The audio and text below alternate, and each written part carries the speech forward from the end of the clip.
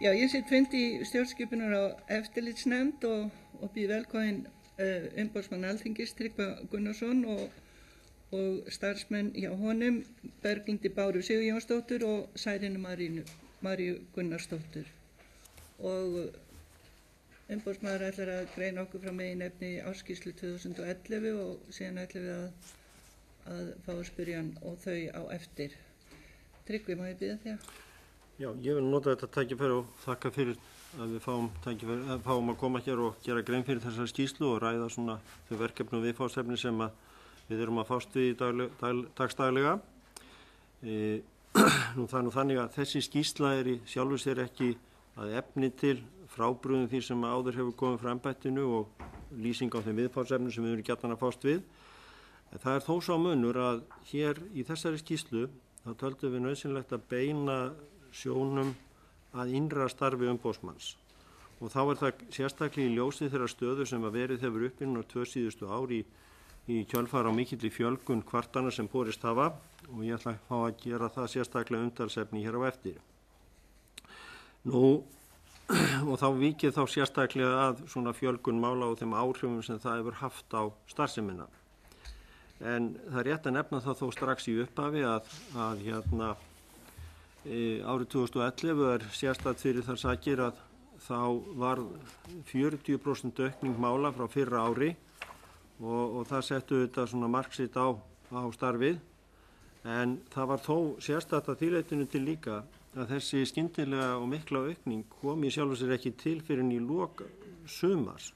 Þetta gerðist í raun og veru á einum mánuði sem að stökkið kom því að það var í ágústmánuði þá fengum við hvað held ég 60 kvartanir en í ágústmánuði 2010 höfðu það verið 18 og næstu mánuði þarna á eftir þeir voru með sama hætti og það væri raun og veru óbreytt staða sem sagt allt fram á sumar í ár.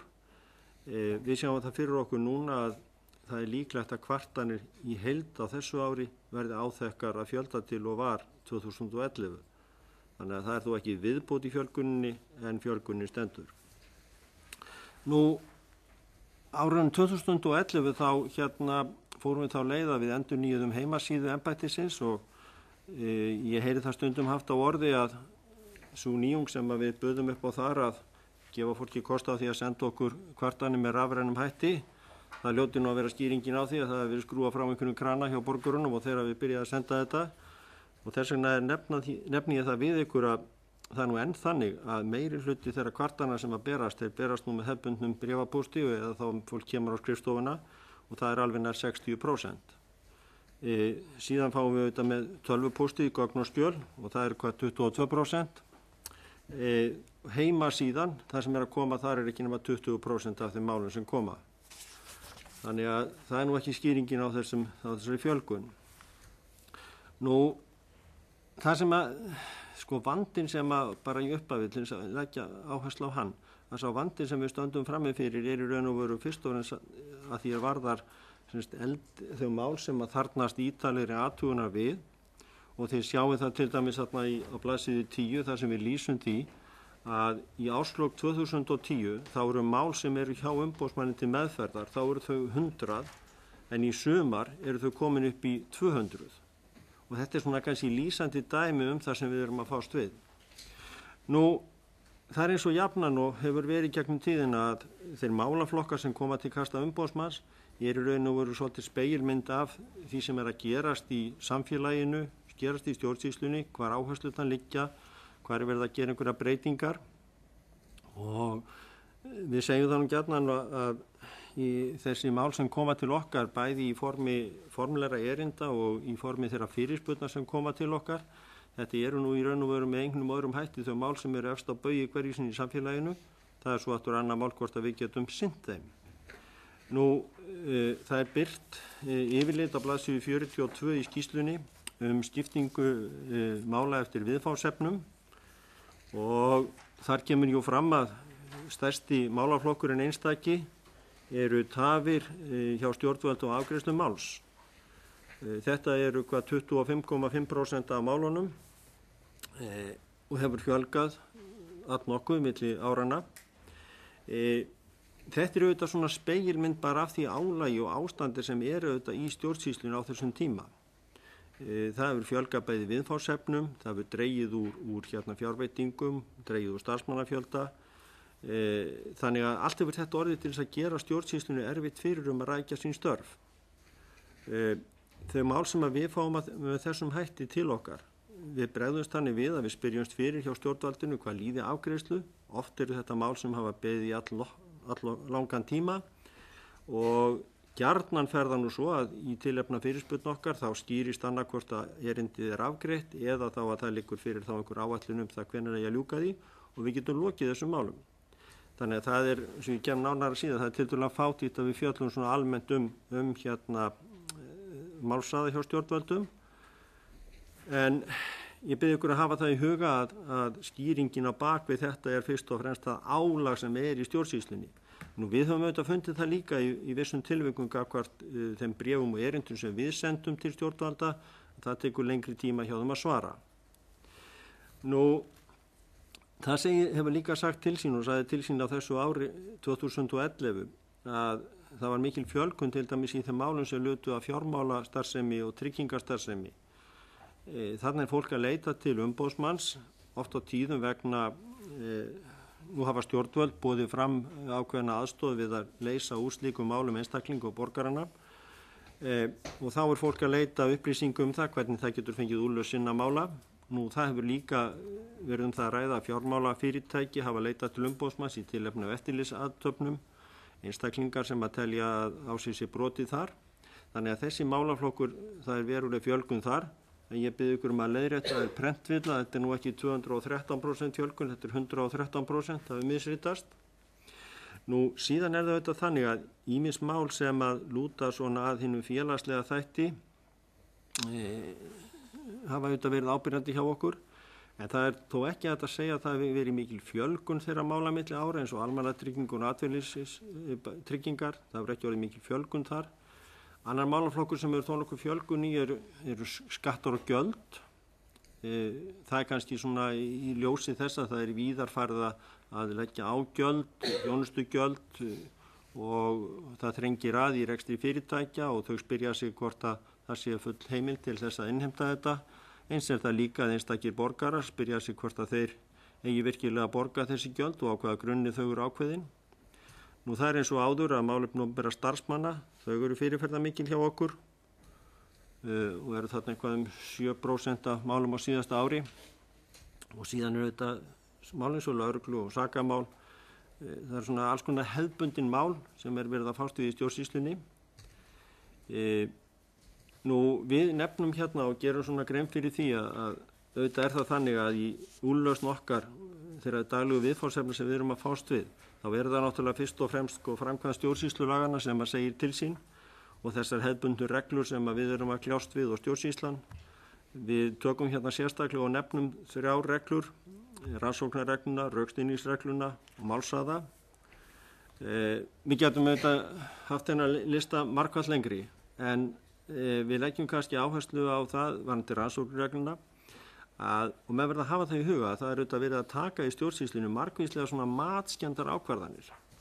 Við höfum til dæmis þennan málaflokk sem eru starfsmannamálin og það eru fjöldamörg önnur atriði þar sem að svona þarf að meta aðstæður og við leggjum áherslu sem í okkar starfi og til þess að fylgja eftir þeirri reglusetningu sem að Alþingi hefur sett í formi stjórnsýslulagana og síðan á grundvellinum og óskráðu rannsóknarreglu, að þá þetta mjög mikilvægt að þau atriði sem hafa áhrif á huglega mat, þau séu upplýst með nægjanlegum hætti.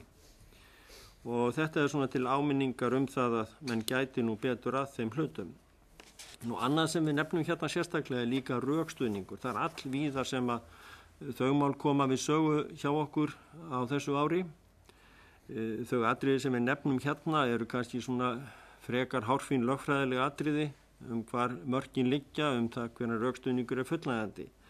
En á bakvið þessa umfjöllun okkar rökstuðning liggur auðvitað líka það að hluti af þeirri aukningu sem við verðum vör við í okkar störfum byggist á því að fólk telur sig ekki að hafa fengið nægjanlega skýringar og vitneskju það hvers vegna niðurstaða stjórnvalds hefur orðið þessi. Þá kann líka vera spurninginu hvort að það skortir á leiðbeiningar í upphafi, leiðbeiningar til ferli máls, eða þá að fólk hafi fengið nægilega skýringar á því hvers vegna niðurstaðan hefur orðið svona.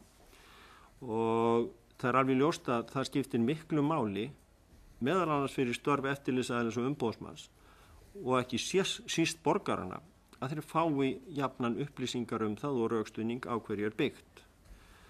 Nú, við nefnum hérna í þriðja lagi málsaða stjórnvalda og ég hef áður vikið að því að það er auðvitað þannig að þetta mótar svolítið af því hvernig aðstæðan er hjá stjórnvöldum hverju sinni, hvað álag er uppi, og ég nefndi það hvaða verklag við höfum í þessum málum.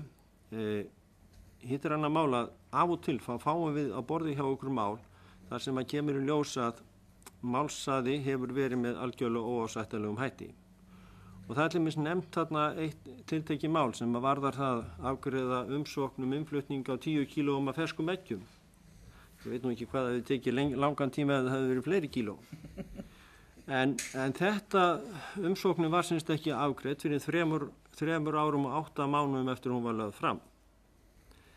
Og þetta er svona dæmum þar sem við rekustum á af og til. Annað atriði sem að við erum gjarnan að gæta að er það þegar við verðum vör við það að einhverju tiltekni málaflokkar þeir dragast óeðlilega mikið, til dæmis hjá úrskurðarnefndum, einstökum stofnunum, og við höfum svona verið að reyna að fylgjast með því en vildum gjarnan geta gert það betur, en menn verða að hafa það í huga að við getum ekki gert annað en draga upp myndina og benda á að þarna er annmarki. Stundum er þetta þannig að það hreinlega tekst ekki að standa með einhverja lögákveðna fresti eða það að málsræði verður bara almennt allt og langur. Umboðsmaður getur ekki annað en safnað upplýsingum, birtar og vakið málsræði þessu og beintum tilmælum til stjórnvaldsins eftir atvikum þeirrs ráðuneytir sem fer með eftirlit með viðkomandi stjórnvaldi og hugsanlega til Alþingis að þarna verði menn að taka afstöðu til þess hvort að því að búa þessari starfi, þessar stjórnvaldstöðu skilir þeir geti afgreitt málum með hraðari hætti. Nú, það vil oft gleymast líka að stjórnsýslan, hún er bara vegna eðlisins og uppbyggingar og þróunar, að þá hvílir hún líka á því að þar sé fylgt svokallum á óskráðum grundvallarreglum. Og það reynir verulega á þær í okkar starfi og við nefnum hér ákveðin atrið það og bendum til dæmis á þetta sem að tengist í raun og veru þessu eftirliti og yfirstjórnunarheimildum sem að við höfum lagt vaxandi áherslu á að sé gætt að. Það er þannig að það er ekkert að leita til umboðsmanns fyrir að búið að tæma kæruleiðir og við höfum þar að leiðandi líka lagt svolítið áherslu á að það liggi fyrir afstaða ráðuneytanna til viðkomandi máls áður en að við förum að takast á við það. Nú má segja að það hefði enn verið hnykkt á þessari eftirlitsskyldu með þeim breytingu sem gerðar hafa verið á lögum stjórnarráðið og ég held að það sé vel, en það breytir ekki því að það er eftir að reyna að koma meiri virkni á að því það varðar og þá frumkvæði líka af hálfu ráðuneytanna. Nú síðan er það til viðbótar því að umboðsmanni er ætlað að gæta þess að stjórnsýslan fari fram í samræmi við vandaða stjórnsýsluhætti. Nú þetta er ekki lagareglur sem þarna er að ræða, þarna er spurningin það hvort að stjórnsýslan sé eins og segjum gjarnan, sé vinsamleg og tillitssöm, opin gagnsæ, skapi traust og sé skilvirk og skipulag. Undir þetta falla fjölmörg atriði, bara eins og þetta, hvort að orðalagi í bréfi sem stjórnvald sendir, tilsvör, séu með eðlugum hætti og margvísleg vinnubrögð. Og við bendum til dæmis á ákveðin atriði sem að hafa komið við sögu hjá okkur. Nú, það er þannig að það leita til okkar alltaf fjöldi fólks, kemur til okkar hringir og við verðum auðvitað af og til svona vörfið ákveðina hræðslu við það á ég að fara fram með erindið, hver verða viðbrögð stjórnvaldsins og við gjarnan gerum fólki grein fyrir því að það er ekki gert ráð fyrir því að það hafi neinn viðurlög þó að þú kvartir til umboðsmanns og almennt er það svo að við verðum ekki vörfið annað en að stjórnvald bregðist jákvætt við því þegar að það koma fram athugasemdir og það sameinast allir aðilar í því að reyna þá að finna lausn og leita leiða til þess að bæta. En það er á og til sem að við rekustum á úrlausnir eða í bréfaskiptum það sem ekki verður séð annað en að það eitt að viðkomandi hafi farið með máli til umboðsmanns leiðir til þess að máli fær ekki inn eðlilega framgang og þá byrstir nú umboðsmaður sig.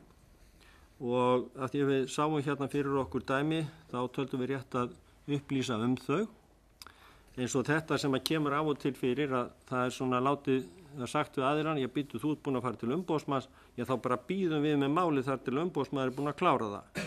Það gengur auðvitað ekki. Umboðsmaður er ekki hluta þeirri stjórnsýslum sem á að afgreiða málið. Stjórnsýslan þarf að hafa sinn gang og aðirinn á gröf á því að málið hans sé afgreitt. Nú tek það nú fram hérna í þessu tiltekna tilviki þá brást forstöðumaður stofnunarinnar við, greip þar inn í og gerði mönnum grein fyrir því að svona ættu menn ekki að gera. Og það er annað tilvík til dæmis að því að þessi viðkvæmi málaflokkur eins og annandi starfsmannamálin, þarna hafði starf verið lagt niður, það var bart í tarp hvort að viðkomandi geti tekið þessir ákveðin verkefni áfram. Nú þegar að hann hafði leitt til umboðsmanns, þá var það ekki annað séð en að þá hafi nú menn dregið svona þá hluti bara tilbaka. Og þetta er auðvitað mjög miður. Það getur ekki samrýmst þessum reglum sem gilda starf umboðsmanns. Það er kafli í þessari skýrslu sem heitir erindi til umboðsmanns störf Alþingis og lagasetningu. Nú er það auðvitað þannig að það er hlutverk umboðsmanns að fylgjast með í umboði Alþingis með stjórnsýslu ríkisins. Það er að segja, fylgir stjórnsýslan framkvæmdarvaldið þeim reglum sem Alþingi hefur sett í þágu borgarana. Og það er tekið fram í lögum að starf Alþingis falli ekki undir umboðsmann. Og það er þannig að við gjarnan orðum það í bréfum sem við fáum þar sem að gerðar eru athugasemdir við lagasetningu að við bendum fólki á það að það er ekki okkar að taka afstöðu til þess hvernig til hefur tekist af hálfu Alþingis með lagasetningu. Umboðsmann er þó fengið svo heimild að koma með ábendingar einbugi í lögum, en það er ekki þetta kvarta beinlínis til umboðsmanns vegna þess og það má orða það þannig að það sé í raun og veru þetta er ákveðin öryggisventil að ef að það kemur upp við athugun umboðsmanns að það eru slíkir einbugir á lögum að þá detti það mál ekki niður heldur sé því komið á framfæri við Alþingi. En við höfum áður rætt á þessum vettvangi að það kunna vera tilefni til þess að leita leiða til þess að þær ábendingar sem þarna koma fram í þessum erindum borgarana. Því að ég segi gjarnan, maður á að sýna því virðingu þegar borgararnir taka sig til og skrifa eins og í þessu tilviki umboðsmanni og koma því á framfæri. Og þá er næsta spurning, er einhver leyti, þó að umboðsmaður geti ekki fjallað þessi málefni, er einhver leyti hægt að koma þeim á framfæri þá við þingið og það verður þá vera þingsins hvort að það vill og telur tilefni til þess að fjalla það og einstakra þingmanna. Nú til þess að sýna ykkur aðeins þessi mál, þá hefur verið tekið saman yfirlit og dreift til ykkar þessi 33 mál sem að voru til dæmis afgreitt á árum 2011 og það verður væntanlega viðfangsefni okkar sameiginlega að ræða það síðar hvort að þetta sé leið sem að ykkur hugnast, en ég legg áherslu á það eins og ég gerði þessari skýrslu að það er ekki gert ráð fyrir því að í þessum tilvikum tæki umboðsmaðurinn eina efnis afstöðu til málsins, hann tekur bara afstöðu til hvort þetta falli undir starfsviðið ekki og ég held að sé mikilvægt að það séu þá skil á milli þess starf sem umboðsmaður vinnur og ef að þingi vil taka áfram málið. En ég legg líka áherslu á það að gagnvart þeim sem hafa þó leita, nákvæmlega eins og við gerum, við reynum alltaf að útskýra fyrir fólki hvers vegna þetta er orðið niðurstaðan okkar. Að ef að þetta er sett í einhvern svona farveg, að þá sé með einhverjum hætti reynt að sjá til þess að þetta sé opið og gagnsætt. Nú, það má segja kannski að þessi mál sem að rakin eru hérna í skýrslunni, einstökum mál. Þetta eru mál sem áður er búið að birta, þannig að það er ekki tilefni til þess að vera að fara onni í einstök viðfangsefni. En mér var hugsað til þess að ég fletti þessi í gærkvöldi að þessi mál sem þarna eru reifið eru svona dæmigerð fyrir þetta daglega starf umboðsmanns. Það leita til að einhver borgari, fyrirtæki og telur að stjórnvöld hafi ekki staðið rétt á úrlausn mála. Umboðsmaður fyrir að skoða málið, kemst í vissum tilvikum að því að svo hefur verið, það hafa átt að gera þetta betur. Nú þá er leita leiða til þess að útskýra það fyrir stjórnvöldinu, hvað þurfa að laga og þetta eru svona dæmigerð málum öllum mögulegum toga því að starfi hjá umboðsmanni er gífurlega fjölbreytt. Það er ju öll stjórnsýsla ríkis og sveitarfélaga þar undir og við erum svona alætur í þessu. En það fer ekki hjá því að þegar maður er nú búin að vera í þessu í öll þessi ár, sem er nú 15 í þessu, að vera 15 í starfi umboðsmanns og ég hef fengið að fylgja þessu embætti í öllu 25 ár sem að það hefur starfað, meira og minna, þá veitum maður svolítið fyrir sér hvað væri hægt að gera til þess að bæta í raun og veru árangurinn í afgreiðslu mála hjá stjórnsýslunni gagnvart borgurunum. Hvernig getum við betur tryggt að þessar reglur sem Alþingi hefur uppálagt stjórnsýsluna að nota í sínum störfum, hvernig getum við betur tryggt að þeim sé fylgt. Ég hef áður sagt að ég til ekki að það sé þörf á í sjálfu sér að breyta mikið lagareglum að þessu leyti. Auðvitað geta menn breytti með vilja að draga úr því réttaröryggi sem borgurunum er fengið með núgildandi lögum. Ég finnst að vera mjög hugsið við þeirri stöðu að eftir því sem að ég kemst best að og hef kannað það í nágrannalöndum okkar, þá held ég að Ísland sé eina landið, hér svona í Norður-Evrópu, þar sem ekki fer fram einhver skipuleg fræðsla fyrir það starfsfólk sem tekur að sér störf í stjórnsýslunni. Og nú auðvitað eins og ég spyr þetta í skýrslunni, kann það að vera svo að við séum bara svo einstök að við þurfum ekki svona fræðslu. Og það væri náttúrulega verulega gott. En ég held að miðað við það starf sem að ég vind af hendi í þá Alþingis, þá get ég ekki skrifað upp á það. Því ég held að það sé verulega þörf á þessu. Og þetta segi ég ekki til hnjóðs fyrir vegna þess starfsfólk sem starfar í stjórnsýslunni. Reynsla okkar sem hefur komið að því að fræða starfsfólkið í stjórnsýslunni er einmitt á annan veg. Ef að þetta fólk á kost á einhverju svona fræðslu, þá er það mjög sólgið í hana.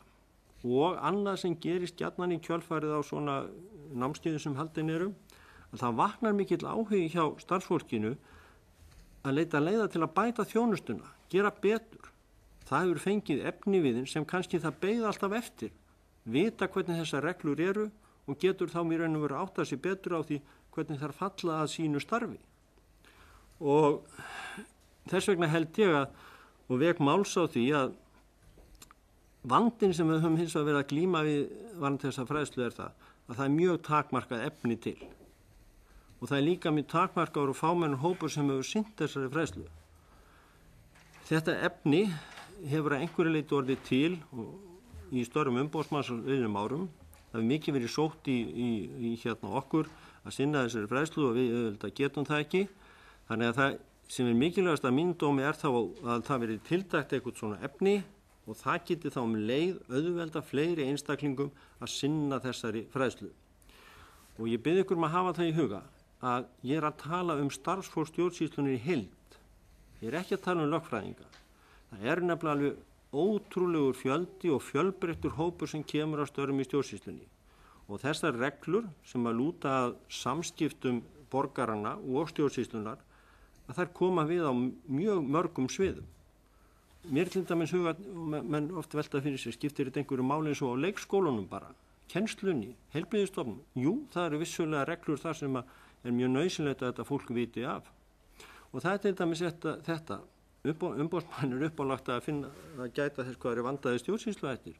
Það væri nú kannski ágætt að fólk fengi einhverja fræðslu það hvaða grundvallar sjónarmið eigi að fylgja í þessu efni. Og það sem er aðalatriði í þessu, að menn átti sig á því að það er bara verulegu munur á því að starfa hjá hinu opinbera og einkaaðila. Einkaaðilinn, það er eigandinn, hann ræður hvaða þjónustustig hann við hafa. En gagnvart borgurunum, þá hefur í raun og veru æðsta stjórnin sem er þó kjörnir fulltrúar, þeir hafa sett ákveðin skilaboð það hvernig þessi samskipti eiga að vera og mönnum er bara ekki, þó þeir séu starfsmenn í stjórnsýslunni, þeim er bara ekki sjálfsagt sett hvernig þeir hafa þessa hluti. Það verður að fylgja ákveðinu samskiptareglum. Þannig að ég hef svona ítrekað, ég hef sagt að ég held ég hef ekki lokið neinum fyrirlestri að ræða á síðustu árum yfir starfsfólks í stjórnsýslunni að leggja áherslu á það og ég geri það hérna líka, gagnvart ykkur. Mér er sem sagt kunnugt það að forsætisráðuneyti hefur svona kannski tekið þessar áeggjan minni og hefur í huga á að leggja til tillögur, held ég við afgreiðslu fjárlaga fyrir næsta ár, að það verði reynt að gera eitthvað í þessu og það verður þá þingsins að taka afstöðu til þess. Nú, ég ætla að bíða hérna með gaflanum breytt embætti og þörf á stefnumótun, víkja hérna aðeins af frumkvæðismálunum. Hér er birtur listi sem þetta yfir þau frumkvæðismál sem við tókum upp á árunni þarna 2011. Það er líka sagt frá þeim málum sem við lögum og það er sagt frá þeim málum sem að hérna eftir eru hjá okkur og hafa verið tekin upp á fyrri árum. Ef ég víka á eftir, þá eru þetta staðan hjá okkur verið einfallega sú að við höfum ekki getað sinnt þessum málum með neinum þeim hætti sem að við vildum. Og við getum þá frekar á eftir rætt einstök atriði en eins og þið sjáuð af efnisatriðum sem þarna koma við. Þá þetta mjög fjölbreytt. Við erum þarna að grípa á einhverjum atriðum sem að lúta þá svona kerfislegum þáttum hjá stjórnsýslunni. Nú, á blaðsíðu 39 birt svona yfirlit yfir afgreiðslu hluti og þið sjáuð þar að það svona 50% málana sem umboðsmaður tekur til meðferðar, skoðar. Það lýkur svo í raun og veru meiri hlutanum af þeim málum sem skoðar með því að fella það niður að fengja leiðréttingu og skýringu. Síðan eru hér birt eins og áður hefur verið yfirlit yfir viðbrögð stjórnvalda með einstökum tilmælum umboðsmanns og sérstökum tilmælum. Nú, þessi yfirlit skera sig ekki úr þeim yfirlitum sem hafa birst á síðustu árum að því leyti að það heyri til algjöra undantekninga ef ekki farið að tilmælum umboðsmanns. Það einungis í einu tilviki að því varðar hinn sérstöku fyrirmæli. Það að segja að þau mál þar sem einstaklingur hefur leitað til umboðsmanns og umboðsmaður hefur bent stjórnvaldi á að það væri að leita leiða til þess að leiðrétta eða taka málið upp. Og þetta varðar í raun og veru lögfræðilegan ágreining og sjálfsög á þessu stíð ekki meira það að segja. Ég hygg að málið fari fyrir dómstóla. En þarna þó að ræða svona anga af þessum starfsmannamálum og það hefur nú áður verið nefnt af hálfu umboðsmanns að vandinn í þeim málum. Við erum að tala fortíðina. Það hefur ekki lukkast að leysa einhver mál með réttum hætti og þá það spurningin hver staða þessum fyrir hefur orðið. Og þið sjáuð það við lestur á þessari skýrslu að það til dæmis mismunandi niðurstöðu sem á orðið í tilteknu máli sem varðaði starfsmenn forsetaembættið. Þá það mál leyst eftir slík tilmæli frá mér af hálfu ríkislögmanns með bótagreiðslum og samkomulagi. En það var ekki niðurstaðan í þessu máli. Og það sem að umboðsmaður hefur gjarnan bent á að það kunna vera ástæða til þess að auðvelda skaðabótagreiðslur af þessum tilvikum með beinum laga fyrirmælum. Og það eitthvað sem að þingið þarf þá að skoða. En ég sagði það við ykkur að við teljum mikilvægt að koma á framfæri við ykkur og þingið upplýsingan breytt umhverfi sem umboðsmaður starfa nú undir. Núna síðustu 2 árum þá hefur málin hjá okkur fjölgað 40% og þetta eru fyrst og fremst alfari fjölgun á kvörtunum. Við tökum þetta dæmi að umboðsmaður tekur upp 9 mál að eigin frumkvæði 2011 en þau hafa ekki verið nema 2 þar sem af þessu ári. Ég valdi þá leið að reyna að gera ykkur svolítið ítarlega og þinginu grein fyrir störfum umboðsmanns út á hvað þetta gengur, hvernig verklagi hjá okkur og hvernig aðstaðan. Og það verður bara að segjast alveg hreint eins og að miða við þennan málafjölda og ef við ætlum að halda ásættanlegri afgreiðslutíma þá einfaldlega bara gengur þetta ekki. Það auðvitað hægt að halda áfram og þá bara verður meiri bið á afgreiðslu þessara mála og fólk auðvitað fær þá ekki úrlausn til sinna mála og væntanlega leiðir þá til þess að kvörtunum fækkar því að fólk sér engan tilgang í að vera að fara til umboðsmanns ef það kemur engin niðurstaða. Ég undrast það í raun og veru alveg hvað þetta starfsfólk sem hjá mér hefur staðið þessa vakt undanfarið. Því það hefur verið verulegt álag og það í raun og veru þannig að við megum ekki við því að það verið nokkur einasti maður veikur. Og ég nefni það við ykkur til dæmis að allt skrifstofahald okkar það rekið af einni manneskju. Nú hefur málum fjölgað 40%, hún þarf að skrá öll þessi mál, senda út öll bréfin og við krossum bara fingur í byrjun hvers dags að hún verði ekki veik. Því þá stoppar bara starfsemin. Og þannig það með okkur öll, ég meina það má ekkert stoppa. Og við segjum það einfallega við höfum ekki, það ekki okkar ákveða stærðin umfangin á þessu starfsemi. Það þingsins. Það bara okkur að þjóna þinginu og gera þetta eins vel og hægt Ég vek athygli ykkur á þessari töflu sem á blaðsíðu 21 sem kannski svona lýsandi fyrir þetta. Það birt yfirleitt yfir innkomin mál á árunum 2005 til 2012. Í árunum þarna fyrir 2005 þá voru þetta kannski svona rétt innan við 300 mál. Meðaltalið þarna árunum 2005 til 2009 af innkomnum málum 315. Nú svo fjölgar þeim þarna í 2010 í 377 og svo það 2011 528 og ef við berum saman 315 og þessi 528, þá það nú bara 70% fjölgun mála. Og ég sagði við ykkur áðan að það enga líkur á öðru en að þetta verði áþekk staða í ár. Nú við höfum eins og ég hef áður útskýrt lagt áherslu á það að taka öll ný mál, koma þeim í farveg, gefa strax skýringar á því ef við getum ekki sinnt málunum, koma málunum til stjórnvalda þannig að þau geta það brugðist við, jafnvel tekið málun upp og leiðrétt þau, nú senda okkur skýringar, þá getum við hugsanlega lokið þeim strax. Vandinn verður þegar við þurfum að eyða verulegum tíma í athugunarmálum, hugsanlega nýjum kvörtunum þar sem eru virkilega flókin mál undir og síðan í hinni endanlegu úrvinnslu. Og í þessum kafla skýrslunar þá er útskýrt svolítið hvernig vinnulag okkar og hvernig aðstaðan Starf umboðsmanns svolítið sérstakt. Þetta ekki svona svo hefðbundin forstöðumaður opinberrar stofnunar sem fyrst og fremst að sinna stjórnsýsluverkefni eða stjórnun innan embættisins. Þetta starf felst nú einfaldlega í því að vera bara dagsdaglega alltaf í skriftum og afgreiða mál. Þannig að sú aðstoð sem ég að fá og til þess að afgreiða málin, þetta skiptir verulegu máli. Þannig að ég geti fengið málin eins endanlega og kostur Og þetta það sá vandi sem við erum að glíma við. Nú maður getur auðvitað velt fyrir sér þið sjáið að innkomin mál á lögfræðing.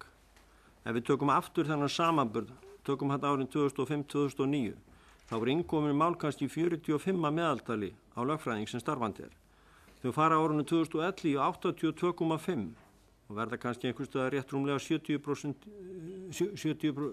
ár vegna þess að það hefur aðeins tekist að fjölga starfsmönnum. En það hlýtur að segja til sín þessi mikla fjölgun. Og svo þarna upplýsingar fjárveitingar og það horfir í því að núna að fjárveiting samkvæmt fjárlagafrumvarpi, hún held ég 141 milljón, rúmlega það á næsta ári. Og þá auðvitað, og ég áætla það að kostnaði bara við óbreytta rekstur og óbreytta starfsmannafjölda, það sennilega 161 milljón. Þannig að það alveg ljóst að þetta spurning 2 starfsmenn. Og þá náttúrulega verður þetta ennþá þyngra. Fyrir utan það að við höfum auðvitað við þessar aðstæður þegar hefur auðvitað að draga saman í rekstrinum vegna fjárveitinga, þá höfum við lagt áherslu á það að hafa nægjanlegan mannskap til þess að halda málunum gangandi og þar af leiðandi kannski ekki getað nota fjármuni til þess að fá þá aðstoð við þennan endanlegu afgreiðslu mála. Nú, maður getur velt fyrir sér þessari fjölgun, hvers vegna? Eitthvað sérstakt sem skýrir hana? Og við höfum alltaf sagt að það er alveg ljóst að það kemur til svona fjölgun í ákveðnum málaflokkum. En fyrir okkur sem erum í samskiptum við þá sem leita til okkar, þá það nokkuð ljóst að bakgrunnurinn að þessari miklu fjölgun ákveðin bara breyting í samfélaginu.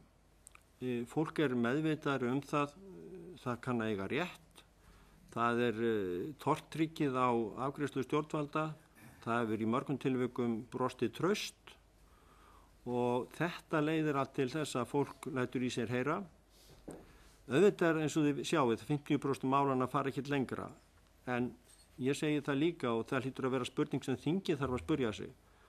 Meðan við núverandi aðstæður í stjórnsýslunni, á þingið á að sinna þessu viðfangsefna vegum þingsins, gott og vel, æskilegast væri að bæta vinnubröðin í stjórnsýslunni, þannig að það þurfi sem allra minnst að sinna þessu.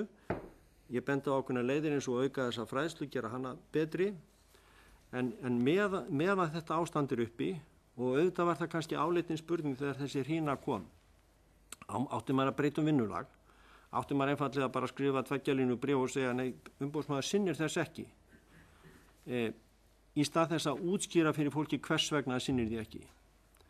Ég hef hort á kollega mína hér í nágrannalöndunum hvernig þeir lesa þetta og þeir sem hafa farið þessa leið að gera þetta með skjótum og skilvirkum hætti, þá bara fer fólk að skrifa aftur og aftur. Við höfum eins og verið blessunlega laus við það. Fólk hefur sýnt í skilning ef það hefur fengið útskýringar á því hvers vegna við getum ekki sinnt þessum hlutum. Og það barst til tals núna á fundi sem við áttum hér umboðsmennirnir í Danmörku, Noregi, Íslandi, Færeyjum og Grænlandi nýverið, að auðvitað þykir okkur kannski svolítið sárt. Við erum nú svona íhaldsamir menna því notkun opinberum fjármunum varðar. Og okkur þykir auðvitað kannski svolítið sárt að 70-80% af þeim fjármunum, starfsfólki og öðru sem verður að nota hjá þessum embættum fer í að afgreiða þessi mál sem aldrei verða kannski álit eða einhverja lengri og afgerandi niðurstöðu sem hafa áhrif á störf stjórnvalda. En þá kemur maður bara að því, hvert er hlutverk þessara embætta? Jú, það er að greiða götu borgarana og það hlýtur auðvitað að vera svolítið afstætt miðað við hvernig aðstæður eru hverju sinni í samfélaginu og ég held einfallega að við sittum svolítið uppi með það núna að það eru bara vandamál í þessu samfélagi sem að hafa komið fram í þessu og þá hef ég sagt að það er afskaplega mikilvægt að bregðast þannig við gagnvart borgurunum að þeir fái þá einhver staðar einhverja áheyrn. Nú, ég vek sérstaklega athygli ykkar á þeirri stöðu sem hefur verið að því að varða þessi frumkvæðismál. Auðvitað er það þannig að megin viðfangsefni umboðsmanns er að sinna kvörtunum frá borgurunum. En það hefur verið gengið út frá því að umboðsmaður hefði líka þessa heimild til að taka mál upp eigin frumkvæði. Nú, í umræðum í þingnefndum hefur verið lögð áherslu á það.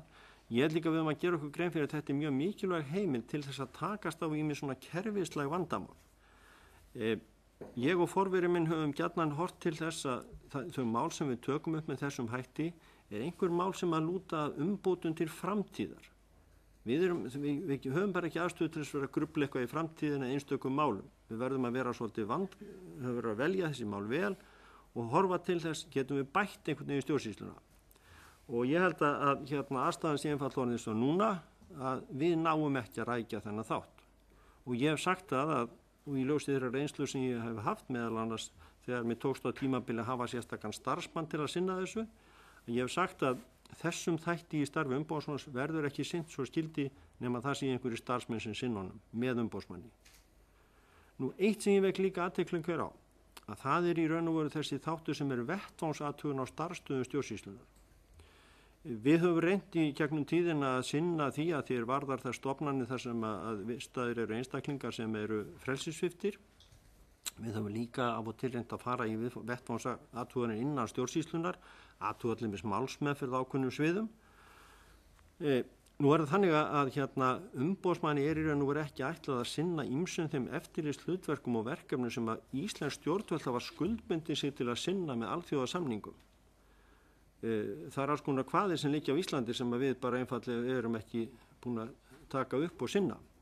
En ég held að sé jafnframt mjög mikilvægt að þingið geti rækt eftirlit með því hvort að framkvæmdavaldið er að sinna þessum skildum sem að þingið hefur sagt við framkvæmdavaldið því að gera. Og þetta eftirlit umboðsmanns í vettvangsathugunum er auðvitað hluti af því. Við höfum því stefni hér fangelsin. Við höfum geðdeildir sjúkrahúsanna, vistheimili barna og unglinga. Það er vissadeildir fyrir aldraða. Og það er þetta sem að ég hef verulegar áhyggjur á að geta ekki sinnt. Vegna þess að inn á milli, þá er verið að leysa úr málum þessara einstaklinga þar sem að þarf að gæta vel að þessum reglum sem umboðsmaður á að hafa eftirlit með. Oft á tíðum er þetta fólk ekkert meðvitað þetta réttarumhverfi. Og ég nefni það til dæmis við ykkur að fyrir nokkrum árum þá sendi ég frá mér langt bréf þar sem ég hvatti nú til þess að það erði bætt að því varðar ýmis réttindamál aldraðra. Og velferðarráðuneytið tók því nú vel og þá félagsmálaráðuneytið ætlaði að gera eitthvað í því.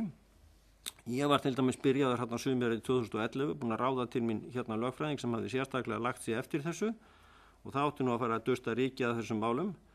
En sá ágæti maður, hann var nú bara fljótlega tekin í því að afgreiða dagstæðileg mál, því það var ekki nokkulega að sinna því.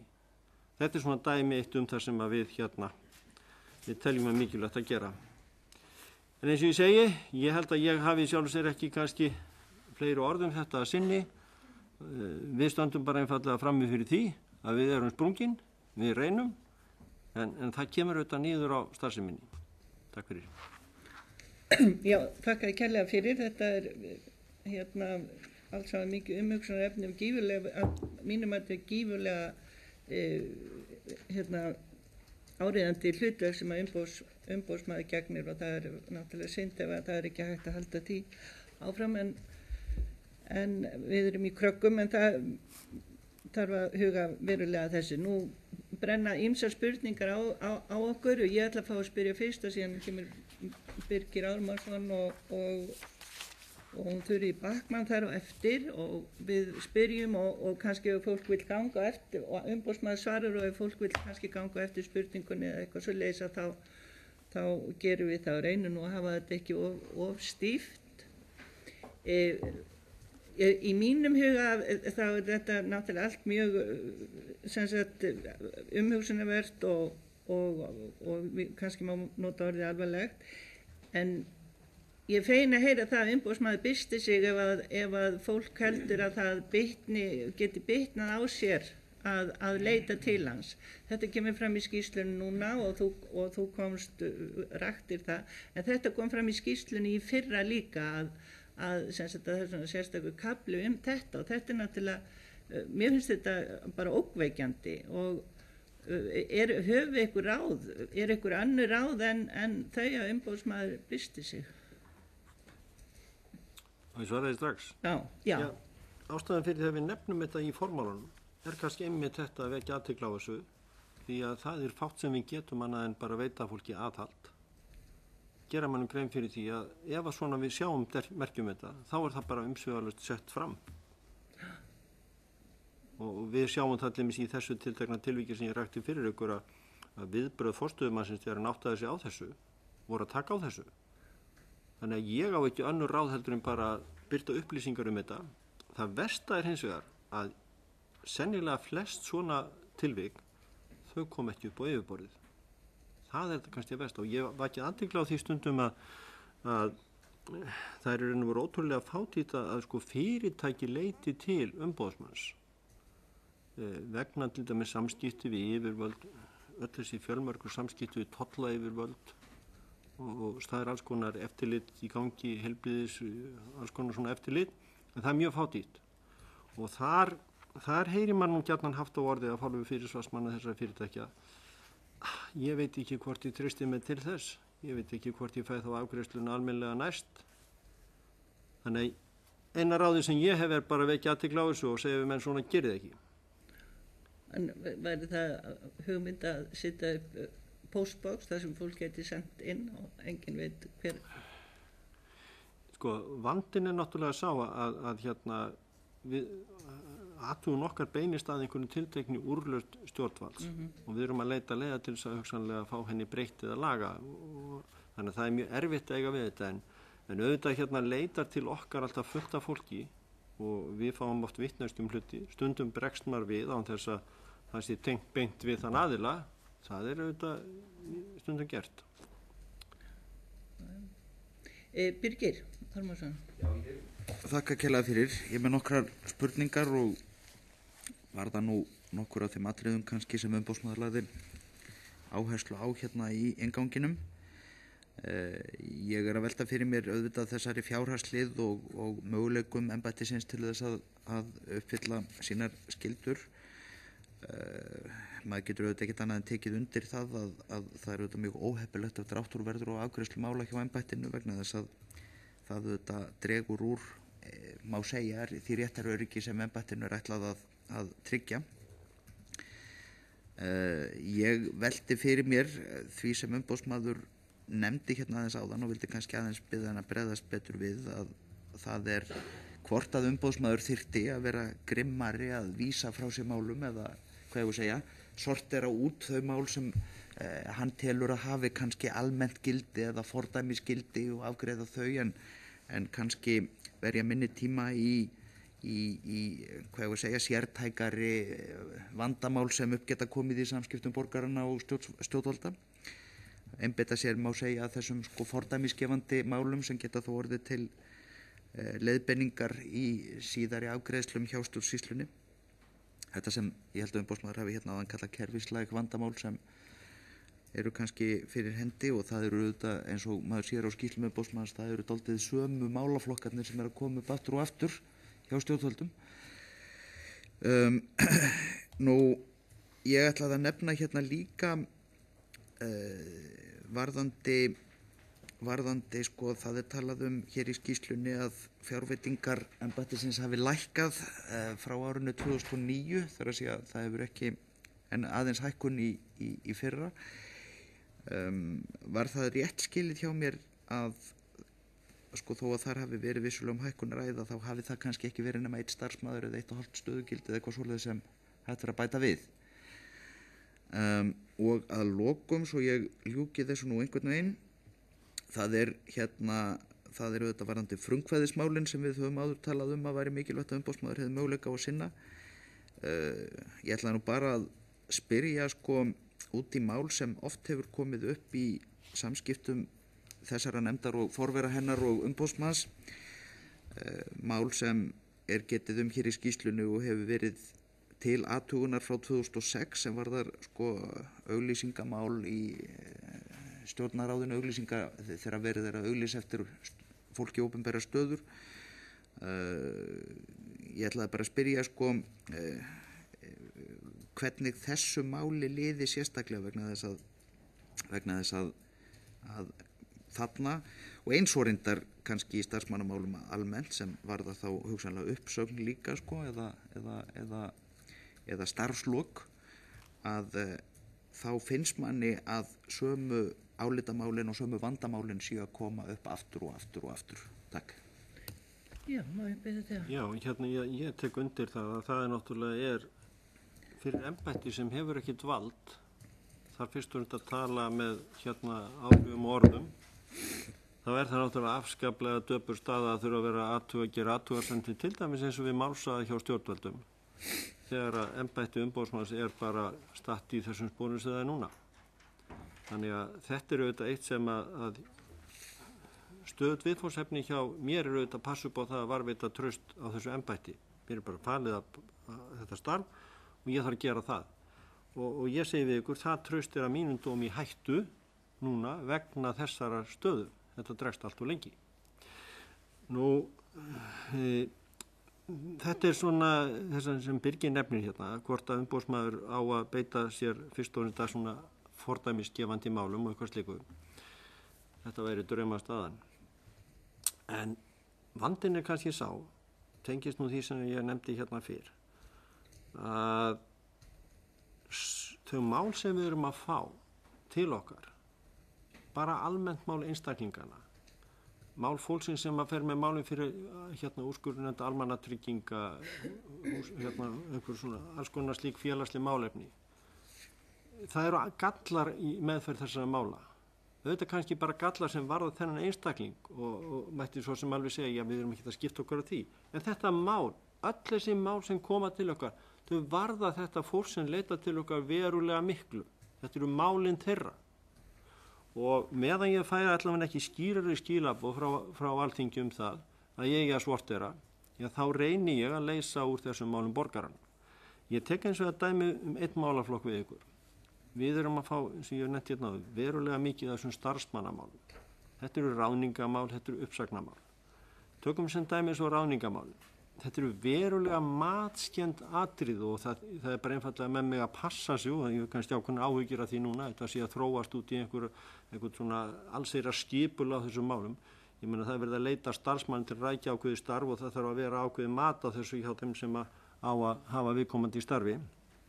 Við höfum oft nefnt að við innan okkar raða getum við ekki reynt einhvern veginn að ýta þessum starfsmannamálum frá okkur og reyna að taka bara þessi prinsip að því við erum búin að fjalla öll þessi atriði meira og minna í gegnum tíðina.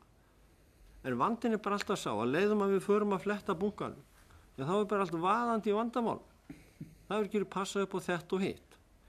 Og þá kemur að þessu sem ég sagði við ykkur áðan, að meðan við getum ekki vísa starfsfólki stjórnsýslunnar á aðgengilegt efni meðal annars úr þessum úrlausnum sem umboðsmaður hefur komið með og sagt við þetta fólk, býttu við, getið séð hvernig að gera þetta. Þá erum við í vanda. En ég vildi mjög gjarnan að þetta veri staðan að maður gæti bara, og við höfum lagt áherslu núna, allir í starfsmannamálunum, að reyna frekar að taka bara þessi prinsip og segja við fólk, við erum búin að fjalla þetta og við getum ekki gert þetta meira. En ég segi við ykkur að það er hins vegar þurfa að vera alveg skilaboð á þinginu ef að við eigum að segja við þetta fólk sem að leita til okkar, nei, við tökum bara stóru málin prinsippi. Vegna þess að það er bara svo mikið af gögnum sem eru í einstökum málum. Ég veit ekki hvort að þær vilja bæta einhverju við. Það mæðir nú mest á Berglindi, hún er skrifstofustjóri við embættið og hún fær öll nýju málin. Hún heldur utan það að þau fái sinn framgang og komist á endanum til Ég veit ekki hvort að hún vil bæta einhverju við. Já, kannski bara í tengslu við þetta eins og Tryggvi er búin að koma inn á að við erum náttúrulega oft með þessi mál sem eru kannski ekki endilega flókin lögfræðilega en fyrir þann sem að lendir í því að fá ekki réttláta úrlausn hjá úrskurðarnefnd almannatrygginga eða úrskurðarnefnd atvinnuleysistrygginga á grundvelli þess að einföld regla eins og rannsóknarreglunni var ekki fylgt að þetta er náttúrulega mjög stórt mál fyrir þann sem til okkar leitar og það ef að við ættum ekki að vera að skipta okkur af þessu vegna þess að við höfum svo oft gert það og réttarstaðan er ljós og hvert inntak reglunar að þá erum maður rauninni búin að taka af þessum einstaklingi þennan rétt þess að fá úrlausn sinna mála því að hvað aðra möguleika hefur hann. Það er kannski ekki raunhæfa möguleika fyrir marga að fara til dæmis í dómsmál. Þannig að þetta er rauninni kannski eina úrlausn, sá eini staður sem fólk hefur til að leita til að fá úrlausn á sínum málum. Þannig að ég held að það væri mjög alvarlegt ef að umboðsmaður ætti ekki geta stigið þarna inn í og já. Viltu fylgja þessu örstutt? Já, örstutt, bara taka 3 punkta fyrst kannski það sem Berglind endaði á að segja stundum hefur maður velt fyrir sér hvort að umboðsmaður þyrfti ekki einfaldlega að segja bara fleiri tilvikum, heyrðu þú eru bara að fara í mál en ok, ég ger mig grein fyrir því að það getur ekki verið torsóttleið líka en stundum hefur maður velt því fyrir sér. Annað atriði varðar úrskurðarnefndirnar. Það var nú kannski efni í sérstakann fund alveg að fjalla þær, bara eiginlega þá fjölbreyttu flóru úrskurðarnefnda sem eru fyrir hendi á hinum ýmsu sviðum. En ég hef stundum, nú eru þær oft á tíðum settar á fót til þess að auka réttaröryggi borgaranna og til þess að tryggja betri málsmeðferð og annað þess háttar. En svo hins vegar eru þetta mismunandi nefndir og það er mismunandi málsmeðferð og allur gangur á því hvort að þetta er að skila árangri eða ekki. Ég vildi kannski aðeins fá komment á þetta. Og svo kannski að lokum í samband við starfsmannamálin þá ætlaði ég nú kannski bara að inn að Tryggva nánar eftir þessu varðandi þetta með auglýsingamálin sem er búið að vera eiginlega opið frumkvæðismál frá 2006. Ég veit að þetta er ekkert, ég veit að menn vildu gjarnan vera búin að loka þessu en ég vildi bara spyrja aðeins hvernig staðan væri nánar með það.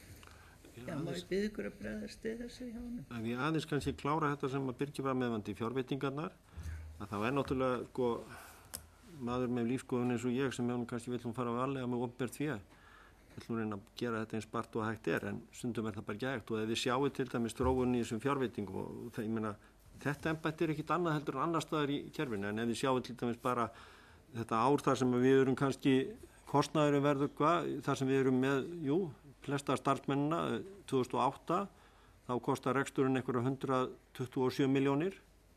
Nú ef ég slæ nú bara svona í huganum inn einhverju verðlagsbreytingum á þetta, ætli þessi kostnaðartala væri ekki þá svona 180 milljónir núna. Bara til þess að halda í raun og voru óbreyttum status Við erum að gera ráð fyrir að kosti 160 á næsta ári, fjárveitingin í fjárlagafrumvarpinu 140.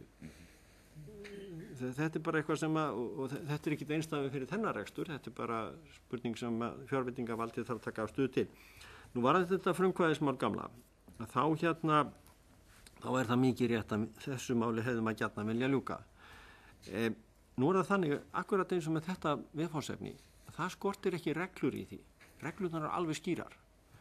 Og þetta hafði, og hefur auðvitað eins og þið ekki verið mjög mikið umræði í fjölmiðlum, kannski meira fyrir nokkrum árum, líka hér á vettvangi þingsins og við reyndum þá að fara inn í þetta og vita hvort við getum fundið út skipulega hvar liggja vandamálin og við fórum í gagnaöflun á þessu sviði og söfnum upplýsingum.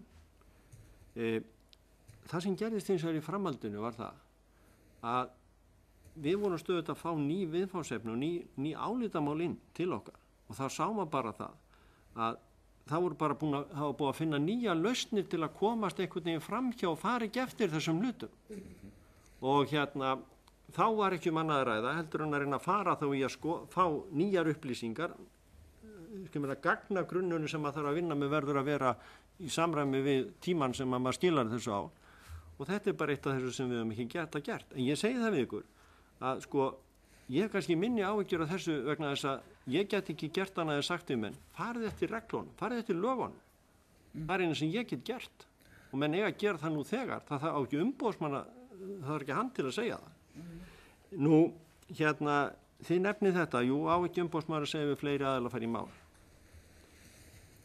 Ég tek nú undir með Berglindi varandi það að það er erfitt hlutskipt í dag að segja við hinn almenna borgara og þennan hóp sem að leita til okkar með við þá stöðu sem þetta fólk býr nú við fjárhagslega að segja þeim að fara í dómsmál.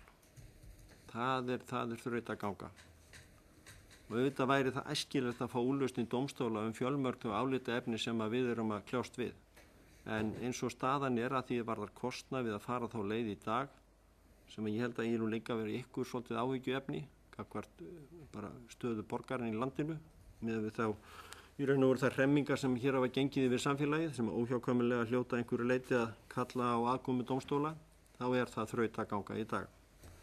Nú ég hef áður nefnt þetta með úrskurðarnefndirnar á þessu vettvangi og víðar. Mikið rétt, það var hugmyndin í mörgum tilvikum svo að bæta réttaröryggið og auðvelda borgurum að fá niðurstöðu sinna mála. Ég hef hins vegar lýst efasemdum þá leið. Auðvitað eiga svona úrskurðarnefndir rétt á sér í einhverjum ákveðnum tilvikum. Við höfum til dæmis svona málaflokka eins og skattamáli þar sem yfirskattanefndir að fást við þetta. Það er málaflokkur eins og almannatrygginga, mikið af málum. En þessi leið gerir líka kröfu til þess að þeir sem að sinna þessum störfum þeir hafi þekkingu á málaflokknum og líka hennum almennu stjórnsýslureglum. Það að kalla til einhverja lögfræðinga bara stundum kannski af því að þeir eru nú í ákveðnum stjórnmálaflokki til þess að sinna þessum málum án þess að þeir hafi nokkuð bakgrunn til þess, það eigur ekki og styrkir ekki réttaröryggi. Ekki láta þetta gott í byrjun? Já, þá ég ætla nú bara aðeins að kommentera það að því að umboðsmaður segist vera íhaldssamur og opinbert því að hann náttúrulega embættið líka staðið sem mjög vel í því halda sig innan þeirra hagræðingar kröfu sem hefur verið gerð hér undanfarin ár til að rétta kannski að hafa orð á því en við þurfum nú endilega að reyna að gera eitthvað í þessum málum. Þuríður ætlar að spyrja núna og segja nú Vigdís. Já, ég vil byrja að þakka fyrir ítalega góða skýrslu og yfirferð hérna með okkur. Það sem að stendur svona sem að mér finnst vera kannski áhyggjuefni fyrir utan það sem umboðsmaður hefur lýst fjárhaginn og möguleikann á að sinna öllum þeim verkefnum sem komin á borð til hans, að það er að ef umboðsmaður verður var við það að það sé eitthvað í gangi í samfélaginu sem að kemur fram með því að fólk þori ekki að bera sig upp og kvarta og hefur annarkvort bara óttast það sjálft eða veit æmið til þess að það hefur bitnað á þeim sem hafa kvartað á einhvern hátt í starfi og svo framvegis. Þannig að ég held að fundur eins og þessi sem er svona opinn og sjónvarpaður að hann geti dregið úr eða styrt fólk í að leita til umboðsmanns og vonandi komið í veg fyrir það að meðal annars að einhver óeilir þróun sé í gangi því að við viljum styrkja okkar lýðræðis þjóðfélag og opna stjórnsýslu þannig að það er mikilvægt að ef að við finnum og umboðsmaður finnur að eitthvað óeilegt sé í gangi að láta þá vita sem hann hefur gert og hvernig við getum svo brugðist svo við að það er nú hugsanlega með þessari fræðslu til starfsmanna sem að var að nefna en ég vildi fá að spyrja starfsmannamálin aðeins frekar því að þau eru þungi inn á borði hjá umboðsmanni þó svo að farið sé eftir öllum reglum og viðkomandi stofnanir reyna að vanda sig við auglýsingu á starfsmönnum er þá hægt að komast hjá því að við ráðningu að þá sé persónlegt mat og persónlegir eiginleikar sem ekki er hægt að skrifa niður í umsögnum eða meta á annan hátt heldur en í viðtölum við einstaklingin, nokkuð tíman hægt að komast hjá því að það ráður að vera úrslitum við ráningu. Og svo vil ég spyrja hérna varðandi, eða nefna hérna varðandi þessa samantekt störf Alþingis og lagasetningu. Í fyrsta lagi þakka fyrir að fá þessa samantekt og í öðru lagi að spyrja hvort að kvartanir varðandi hérna starfa og lagasetninga hafi aukist eða hvort að umboðsmaður hafi tilfinningu fyrir því að það er vissulega búið að vera mikið álag á Alþingi eins og opinberum stofnunum og því líklegt að hér geta orðið einhver mistök eða mistúlkanir eins og í öðrum stofnunum. Já, hérna, ég tegnum undir þetta sem Þuríður segir auðvitað með þennan ótta og hérna, við getum nú sjálfsagt sagt ykkur einhverja fleiri sögur af því en þetta við getum ekki upprætt þetta nefnum með því bara að sína fólki það að hérna, það er tekið á þessu ef þetta kemur upp. Ég hef, það er rétt eins og þið segið, þessi starfsmannamál eru fyrirferða mikil. Ástæðan fyrir því að það eru sérstakar reglur þetta að því varð opinbera starfsmenn. Ég í raun og veru þetta grundvallaratriði að forstöðumaður opinberrar stofnunar, hann ekki að ráða hjá sínu eigin einkafyrirtæki. Hann að ráða þennan starfsmann í umboði okkar til þess líka að rækja störf í þá okkar.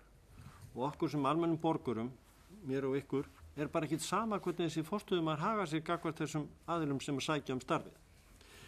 Og ég hef líka, og það skiptir máli að það sé farið eftir ákveðnum reglum, það sé virt ákveðin grundvallar prinsip og það eru upplýsingar sem lagðar eru grundvallar, séu réttar, það séu skráðar og það séu upplýst.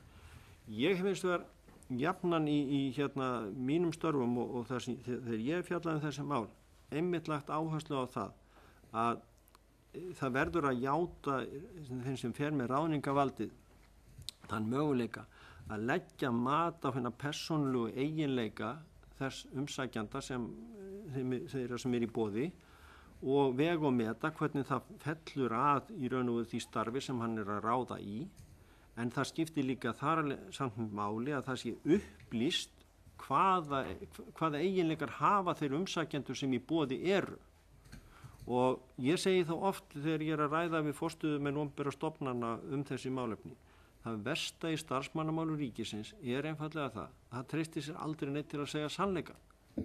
Leiðum að menn segja sannleikann og bara hann liggur fyrir, þá þetta mikið einfaldara. Þessi feluleikur og það fólki engin greiði gerður, hvorki við ráðningu eða uppsögn, ef að það liggur ekki klárt fyrir hvaða forsendur menn byggja á, ef að forsendurnar eru rangar, upplýsingar sem komandi ætlar að leggja til grundvallar, og þá að fólki að fá tækifæri til að skýra þar. Annars liggja það bara fyrir. Þannig að ég segi við ykkur og það sem ég semdi hérna áðan að hérna ég hef auðvitað ákveðnar áhyggjur af svona þessari þróun sem að kannski að setja örlítið marksitt á svona þróun þessara mála síðustu misseri. Að menn halda að þetta sé að gera þetta svolítið í einhverjum kössum og eftir fyrirfram gerðum mótelum. Ég held að menn verða átt að segja á því að það er mjög erfitt. Þetta eru bara flóknari mál en svo að það verði gert algjörlega eftir reglustrikku. Nú, það er spurning með hérna þessar kvartanir varðandi störf Alþingis og lagasetningu. Særún hefur tekið saman þetta yfirlit hérna og það er spurning hvort að hún lýsir eitthvað viðhorfi sínu til þess hvort að við merkjum aukningu á þessum málum. Já, þessum kvartunum hefur fjölgað verulega og það sýnir sig ekki nema bara hluta til í þessu yfirliti af því þetta bara formlega kvartun þetta sem við fáum. Eða skoðu til dæmis myndin á blaðsíðu 45 í skýrslunni. Þá sjáum við að af þeim málum sem falla utan starfsins Alþingis frá upphafi stofnunar embættisins og það hafa kvartanir vegna starfa Alþingis verið svona 1/3 af þeim málum sem falla utan starfsins en núna eru þau það bil helmingur. Ég held reyndar að við sjáum merkingu núna á þessu ári að þessi kannski aðeins að draga aftur úr þeirri breytingu en málið bara það að þetta eru formlega kvartanir sem að fólk leggur sér fram við að koma skriflega framfæri. Við tölum alla daga við fólk störf Alþingis og lagasetningu í síma og í viðtölum og sem sagt gerum þeim ljóst að það er ekki okkar hlutverk að hafa eftirlit með þingmönnum eða alþingi, þannig að þær koma bara yfirleitt ekki til okkar formlega einn. Ég er nú mikið í því að taka viðtöl og svara í síma og frá því ég allavega hóf störf á skrifstofu umboðsmanns þá hefur þetta mikið farið fjölgandi. Það er alls konar, það er líka sem sagt sko, eins og sjáum í yfirlitinu þá er þetta nú yfirleitt ekki varðandi samskipti eða starfsætti þingsins sjálfsheldur efnilega aðsetningar en þetta svona sem sagt við fáum oft þverskurinn af því sem að mæðir á fólki hverju sinni. Við komum að sprengja til dæmis út af vaxtabótum sem sagt þegar var verið að greiða þær út. Það kemur inn til okkar Icesave og neyðarlög og allt það sko. Það er ekkert bara þessi mál sem eru hérna heldur öll símtölin þar sem að við ræðum þetta við fólk. Þannig að já. Þetta er sem sagt orðið eiginlega fyrirferðar mikill þáttur í okkar daglega starfi. En það er líka annað sem við leggjum áherslu á, sko, við fáum auðvitað öll eins og þið sem stjórnmálamenn, þið fáið öll símtölin og samtölin út af þessum almennu málum sem er í umræðunni. En það sem er kannski einkennandi fyrir þessi mál sem að koma til okkar og er kannski mikilvægast að komist alla leið, það eru skilaboð frá þessum einstaklingu sem allt í einu finna það að löggjafinn hefur hitt á fyrir kannski í aðstæðum sem að löggjafinn var ekkert að hugsa þegar maður setti regluna. Að því maður bara áttuðu sig ekkert á því. Og þetta var það kannski jafnræði milli tilvika og annað eftir því. Og ég held að sem er mikilvægt að þær upplýsingar komi fram. Nú, það vaxandi mæli þá var nú verið að kvarta við okkur það að það sé ekki nægilegt samráð við borgarana, félagasamtök og annað. Þetta getum við ekki sinnt í. Kannski kemur núna að því að maður kannski fjallar einhverju leyti reglur undirbúning þingmála, það er aldrei að vita. Nú er stjórnsýslan búin að setja sér reglur það er aldrei að vita. Nei, þetta er komið fram. Vigdís og svo Róbert. Já, ég þakka ykkur fyrir að koma hér fyrir stjórnskipun eftirlitsnefnd og flytja þessa skýrslu. Ég tel að embættið sé mjög mikilvægt í okkar stjórnskipun og það hliðarembætti eða svona hliðstætt stjórnvald hefur verið mjög til umræðu nú undanfarið sem er ríkisendurskoðandi. Þannig að ég er náttúrulega mjög slegin yfir því að bæði þessi embætti sem eiga að hafa eftirlit með lagasetning og framkvæmdavaldsins sé að sæta miklum niðurskurði sem að leiður huguna því hvernig er hægt að koma þessum málum fyrir í framtíðin upp á það að tryggja hér þrígreiningu ríkisvaldsins. Nú það sem að ég vil leggja áherslu á hér á þessum fundi, það er gæði lagasetningar og vönduð og fagleg vinnubrögð við lagasetningu og gríp þá þar með boltan hér á lofti eins og umboðsmaður endaðan hér í fyrra svari. Mér minnir að verið í árskýrslunni 2009 að þar hafi verið tekið undir þau sjónarmið að hér við Alþingi Íslendinga þyrfti að setja á stofn einhvers konar lagaskrifstofu til þess að tryggja hér vandað og faglega lagasetningu og áður hefur verið gagnrýnt að löggjafinn er að framselja mjög vald sitt með öllum þessu reglugerðar ákvæðum sem eru sett inn í lögin. Til þess að rökstyðja þetta og spurja þá að því hvernig umboðsmaður lítur á að Alþingi sjálft geti undirbyggt betri lagasetningu sem er grunnurinn að öllum málum ef að lagasetning er skýr og frambærileg og lögin eru skýr fyrir borgarana þá hlýtur álagið að minnka sjálfkrafa bæði á umboðsmann Alþingis og dómstóla þannig að mér langar til að fá kannski fram hér álit umboðsmanns á því þörfinni á því að stofna hér lagaskrifstofu eins og tíðkast í nágrannaríkjunum vegna þess að það kom fram hér í framsögu umboðsmanns að það vantaði hér kannski eins og í nágrannalöndunum námskeið fyrir starfsmenn stjórnsýslunar til að þeir viti hvernig þeir eigi að svara og svara þá fyrir gjörðir þannig að ég tel að byrjunin sé akkurat lagasetningin og svo koma starfsmenn í stjórnsýslun og fylgja þeim eftir og eru tilsvara fyrir borgarna. Þannig að þetta langar mig til að spyrja sérstaklega í ljósi þess að til dæmis til þess að rökstyðja þessa spurningu þá ætla ég hér að grípa niður í mál 6327 sem er hér í skýrslunni þar sem að löggjafinn taldi við lagasetningu og stofnun Íslandsstofu að hún myndi lúta stofnunum sem snýrað hefði einkaréttarlegs eðli stofnunar, en svo kemur umboðsmaður að því hér vegna ráðningamála að viðkomandi stofnun stjórnsýslustofnun og heyrir undir stjórnsýslulög og því stofnun á opinberu rétti. Þarna til dæmis kristallast sá misskilningur sem að löggjafinn fer fram með, að löggjafinn telur sig vera að gera eitt en svo kemur úrskurður að stofnunin annað.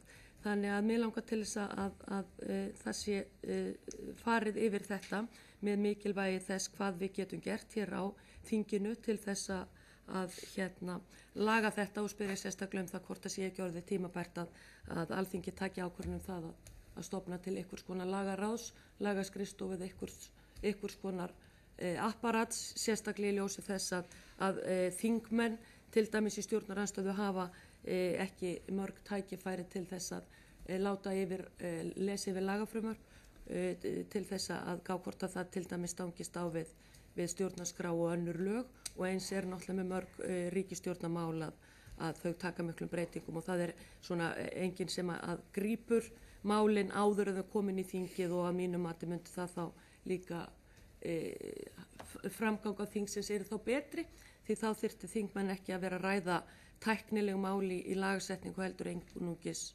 efnisleg. Það nú kannski fyrst til að taka, eins og ég held ég sagt á þessum vettvangi, að þá hef ég nú lagt að ég var nefnilega að skipta mér ekki af störfum ykkar. Ég hef ekki talið rétt nema ég væri sérstaklega aðspurður þá með formlegum hætti að tjá mig það hvernig hætti að hafa verklagi hér og annað eftir því. Hitt auðvitað alveg ljóst og hefur komið fram áður að það engin andi fyrir starf umboðsmanns hér á landi að hann í meira mæli að gera athugasemdir við lagasetningu og myndbyggjulögum heldur en hér í nágrannalöndum okkar.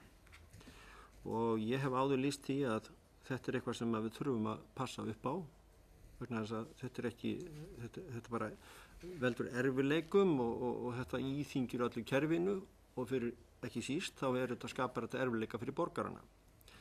Við verðum hins vegar átt okkur á því að það hluti af verkefni stjórnsýslunar og ráðuneytanna, það stefnumörkunar þátturinn.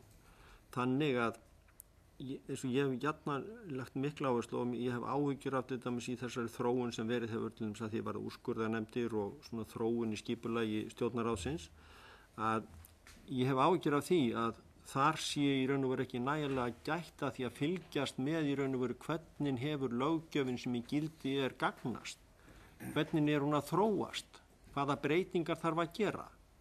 Þetta gerist allt of mikið með einhverjum ytri áhrifum, og ég nú vegna þeirra starfa sem ég hef sinnt fyrir þingið þá ég vakið til dæmis athygli á því hvernig í ósköpunum gerist það að fjármálamarkaður á Íslandi tekur innri breytingum að því að varða viðskiptaskjöl og gerninga og viðskipti án þess að það sjái sér nokkurstaða stað að menn gæti að því í yfirstjórn og ráðuneyti og stofnunum þessara mála að áhrifum þeirra breytinga. Svo setja menn bara uppi með afleiðingarna. Þó að þetta sé eitthvað sérstæðdæmi, þá þetta bara dæmigert fyrir þessa hluti. Og það sem að gerast í raun og veru hér á landi og líka í næstu nágrannalöndum okkar, þegar maður fylgist nú svolítið með þessari þróun, að sín stefnumarkandi og pólitíski þátturinn í starfi ráðuneytanna að fá aukið vægi.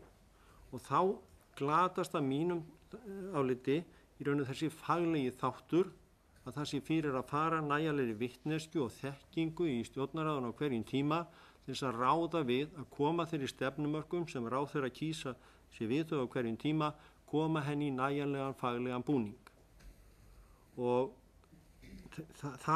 ráðuneytin verður auðvitað þegar þau skila sínu verki til þingsins, þá verður það náttúrulega verið réttu formi. Síðan það annað mál og það verður eitthvað sem þið þurfum að ræða. Hvaða innbyrðis aðstoð þurfið þið til þess að leggja mat á þessi verkefni? Og nefndasviði náttúrulega sinna ákveðnum þætti.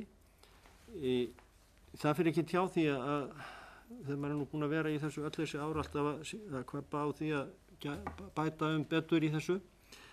Það fyrir ekki líka hjá því að ég hef áhyggjur af lögfræði í landinu. Ég hef áhyggjur af menntun lögfræðinga, ég hef áhyggjur af endurmenntun lögfræðinga og ég held einmitt til dæmis að þessi þáttur, undirbúningur lagasetningar, hvernig á að sinna þeim þætti, ég held að þetta sé eitthvað sem við þurfum að leggja meiri rækt við að fræða þá sem að koma þessum verkefnum og viðfangsefnum. Ég ætla ekki að segja meiri í bili. Örstutt til að fylgja þess eftir, það er sko til dæmis eins og þetta þegar út af því að umboðsmaður Alþingis úrskurður hans er ekki bindandi fyrir stjórnvöld og raunverulega er búið að nota hér orðið að umboðsmaður byrsti sig ef eitthvað er að og það eina sem að umboðsmaður getur gert það er að beina tilmælum til Alþingis og ráðuneytana að það hafi verið meinbugir og lögum. Þannig að sko til dæmis með ykkur svona apparat að þá er allavega að vitað að umboðsmaður þegar hann er að úrskurða þá er eitthvað apparat sem tekur við umhvertunum og þá fer eitthvað á stað til þess að breyta viðkomandi lögum því oft og tíðum er þetta náttúrulega á þann hátt að það þarf að breyta lögum í framhaldinu af úrskurði ef það er. Þannig ég vildi bara fylgja þessu eftir en auðvitað ger ég mig fulla grein fyrir því að náttúrulega umboðsmaður Alþingis er ekki komið hér til að segja alþingismönnum fyrir verkum heldur alltaf að ég bara svona leitast eftir hans áliti vegna þess að það hlýtur að vera markmið allra að hér sé vöndu lagasetning. Bara athugasemd passið ykkur að tala ekki úrskurð, þetta er álit. Þetta er svona vandamál sem við svolítið að glíma við. Já. Við passum okkur á því, Róbert og síðan Lúðvík. Já, takk fyrir það formaður og þakka ykkur fyrir ykkar erindi hér til okkar.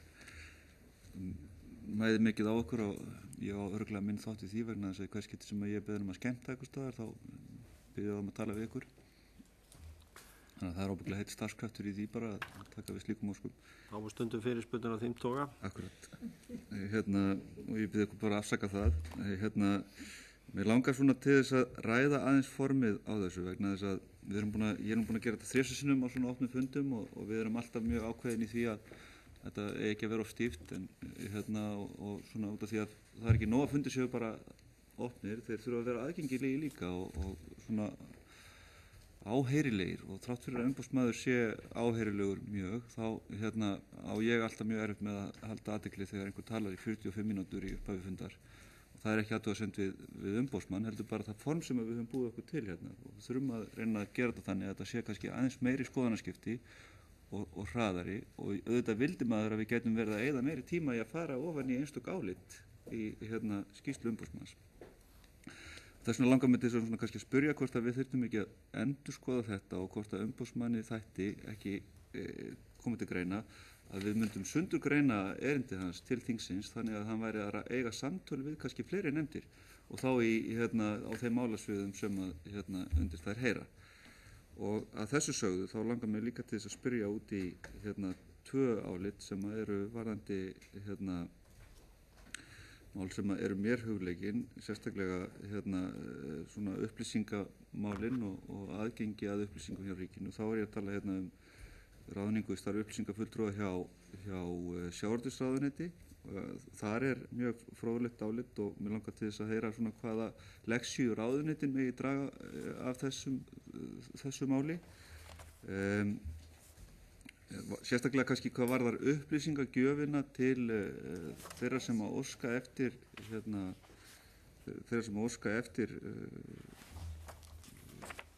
upplýsingum umsækjendur. Þetta er á blaðsíðu 105 í skýrslunni. Svo í samantektinni ykkar jafnréttismál þar sem að þið eruð með skráningu barns í trúfélag móður og þið vísið þið eiginlega frá ykkur og bendið að það ekki sé jafnréttisstofa sem getur tekið á því. Er eitthvað kunnugt að málið hafi farið þangað eða veit því ykkur svona eftirfylgni þegar það fer frá ykkur? Takk. Kannski aðeins bara fyrst ef ég tek þetta með formi. Ég held að, og ég segi þetta enn og aftur, ég er ekki að segja þinginu fyrir hvernig það á að sinna þessu, en ég tek undir það með Róbert að mér finnst þingið í raun að vera standa frammi fyrir þessu spurningu hvernig nýtum við þann þekkingargrunn sem ég segi stundum er svona spegill þingsins á dagleg störf stjórnsýslunnar, hvernig vill þingið nýta það? Nýta það til umbóta, aðhalds. Og það eru fjölmargar leiðir til í því efni Ég hef auðvitað og forveri minn viljað varvita það að við höldum okkar sjálfstæði og við séum ekki að í raun og veru að segja þinginu fyrir verkum, það er ekki okkar hlutverk, en við eigum að geta auðvitað að miðla þinginu upplýsingum sem að það getur svo unnið úr og það má mjög gjarnan finna annan farveg fyrir það. Ég er opinn fyrir því. Ég ætlaði síðan að biðja þær aðeins að taka hérna ef að Berglind tekur þetta varandi aðgengjað upplýsingunum umsækjendur. Það er náttúrulega þannig að ráðning í starf, opinbert starf, telst stjórnvaldsákvörðun og við höfum í stjórnsýslulögunum reglur sem kveða á hvaða aðgang aðili stjórnsýslumáls hefur að gögnum málsins. Nú allir umsækjendur opinbert starf teljast aðilar þessa sérstaka stjórnsýslumáls sem að ráðningin er. Þannig að aðgang að gögnum málsins fer það bara eftir stjórnsýslulögunum. Og þar höfum við þessa sérstöku reglu í 15. grein lagana að aðilinn hefur almennt aðgang að gögnum málsins og höfum við takmarkanir á þeim rétti í 16. og 17. grein lagana. En í þessu máli þá hafði meðumsækjandi starf óskað eftir gögnum málsins og fékk ekki umsóknargögn þess sem að fékk starfið. Og því var synjað á þeim grundvelli að þetta teldist bara einkamálefni þess sem hafði sótt og að því laut þá athugun okkar. Og við fjallum sem sagt ekki á þessa afstöðu ráðuneytisins að var að ræða einkamálefni umsækjandans, heldur þetta í grunninn bara gögn sem tilheyra málinu og aðila málsins eiga aðganga að. Og svo þarf að taka það þá til sérstakra skoðunar hvort að í gögnunum séu einhver atriði sem að rétt er að útiloka á grundvelli 17. greinar sem teljast þá einkamálefni viðkomandi. En það er ekki hægt að synja aðgang á gögnunum á þeirri ástæðu einni án þess að nokkuð mat fari fram. Og þannig að það var niðurstaða okkar að ekki væri að ræða einkamálefni fyrir utan það þá kannski sem væri þá ljósmyndina viðkomandi upplýsingar fjölskyldahagi. En þannig að það aðrir umsækjendur sem hafa rétt á þessum upplýsingum hina umsækjendurna og þá kannski sérstaklega þann sem fekk starfið. En hvaða reglur gilda þá meðferð þess umsækjenda með upplýsingarna sem hann fær? Hvernig má hann fara með upplýsingar sem færi hinn? Birta þær á bloggsíðunni sín? Já, það er í sjálfu sér engar takmarkanir á því nema það séu þá bara einhver trúnaðarreglur en það er ekki neina takmarkanir sem leiða af því. Já. En ættu þær þá ekki bara að vera aðgengilegar öllum? Vístu að það er þannig? Tilgangurinn á baku þessar reglur er auðvitað það að umsækjandunum starfið getur betur gert sig grein fyrir hvort að svo ákvörðun að ráða tiltekið mann hafi verið rétt. Gera samanburð við sínar aðstæður. Þannig að maður þarf þá að spyrja sig hvers vegna ættu gögnin þá að fara almennt í umferð. Nú kann að vera, Þess að samfélagið geti átt að sjá því að þarna hefði verið eðlileg sjónarmið ráðið fyrir. Er það ekki þá bara eitthvað sem þingið þarf að meta hvort að setja í lög? Það er svona valla fyrir okkur að svara. Já, en ég kannski bara að spyrja hver raunveruleikin er í praxis. Við höfum náttúrulega fyrst og fremst fjallað þessi atrið út frá rétti þess sem að telst aðili stjórnsýslumálsins. En við höfum svo upplýsingalögin sem gilda rétt almennings að ýmsum gögnum. Ég man nú bara ekki hvort málið er náttúrulega það að þessi spurningum í hvaða mæli á að upplýsa umsækjendur opinber hefur auðvitað verið verulega rædd á hennum pólitíska vettvangi. Og það verið tekin afstæða til þess varandi þegar lögin opinbera starfsmenn voru sett, varandi upplýsingalögin og þetta hefur verið svona ágreiningsefni og þetta er eitthvað sem bara þingið þarf að móta og þetta leikast á auðvitað bara sjónarmið, aðgangur almennings að upplýsingunum, að þeir sem sækja störfin hafi einhvern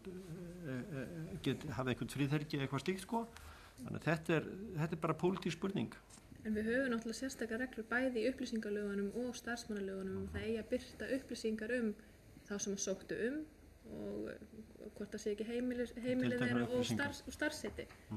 Þannig að það er alveg sérstök regla að í það minnst að þessar upplýsingar séu öllum heimilar að fá. Trúfrelsi? Já, þetta er mál sem að einmitt bendist að efni laga. Það var einstaklingur sem kvartaði yfir því ákvæði sem var í lögum skráð trúfélag færi þá gegn anda laga jafna stöðu og jafna rétt kvenna og karla. Og það er að því að í þessu ákvæði stendur að barn skuli frá fæðingu heyra til sama skráða trúfélagi og móðir þess. þetta er náttúrulega sem sagt beindist í rauninni að því hvort að efni laga væri í lagi, þannig að þessu máli lauk bara af hálfu umboðsmanns sem vísa til þess að það fjalli utan hans starfsviðs að fjalla það.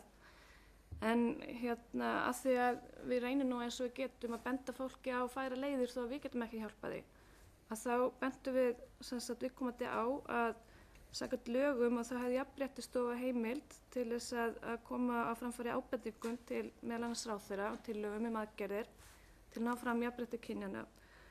Og við svo sem að því að þetta mál sem sagt fór ekki álit heldur lauk bara hjá okkur, við fylgjum því ekki sérstaklega eftir svona eins og við fylgjum álitunum eftir, en mér minnir nú að ég hafi heyrt af því í fréttaflutningi að annarkvort þessi einstaklingur eða einhver annar hafi snúið sér til Jafnréttisstofu og það hafi verið eitthvað framhald á því. Okay. Það er kannski rétt að nefna í þessu samhengi að við Íslendingar erum náttúrulega svolítið annarri stöðu heldur en næstu nágrannalönd okkar að því varðar þessa jafnréttisreglur í víðara skilningi og bann við mismunum.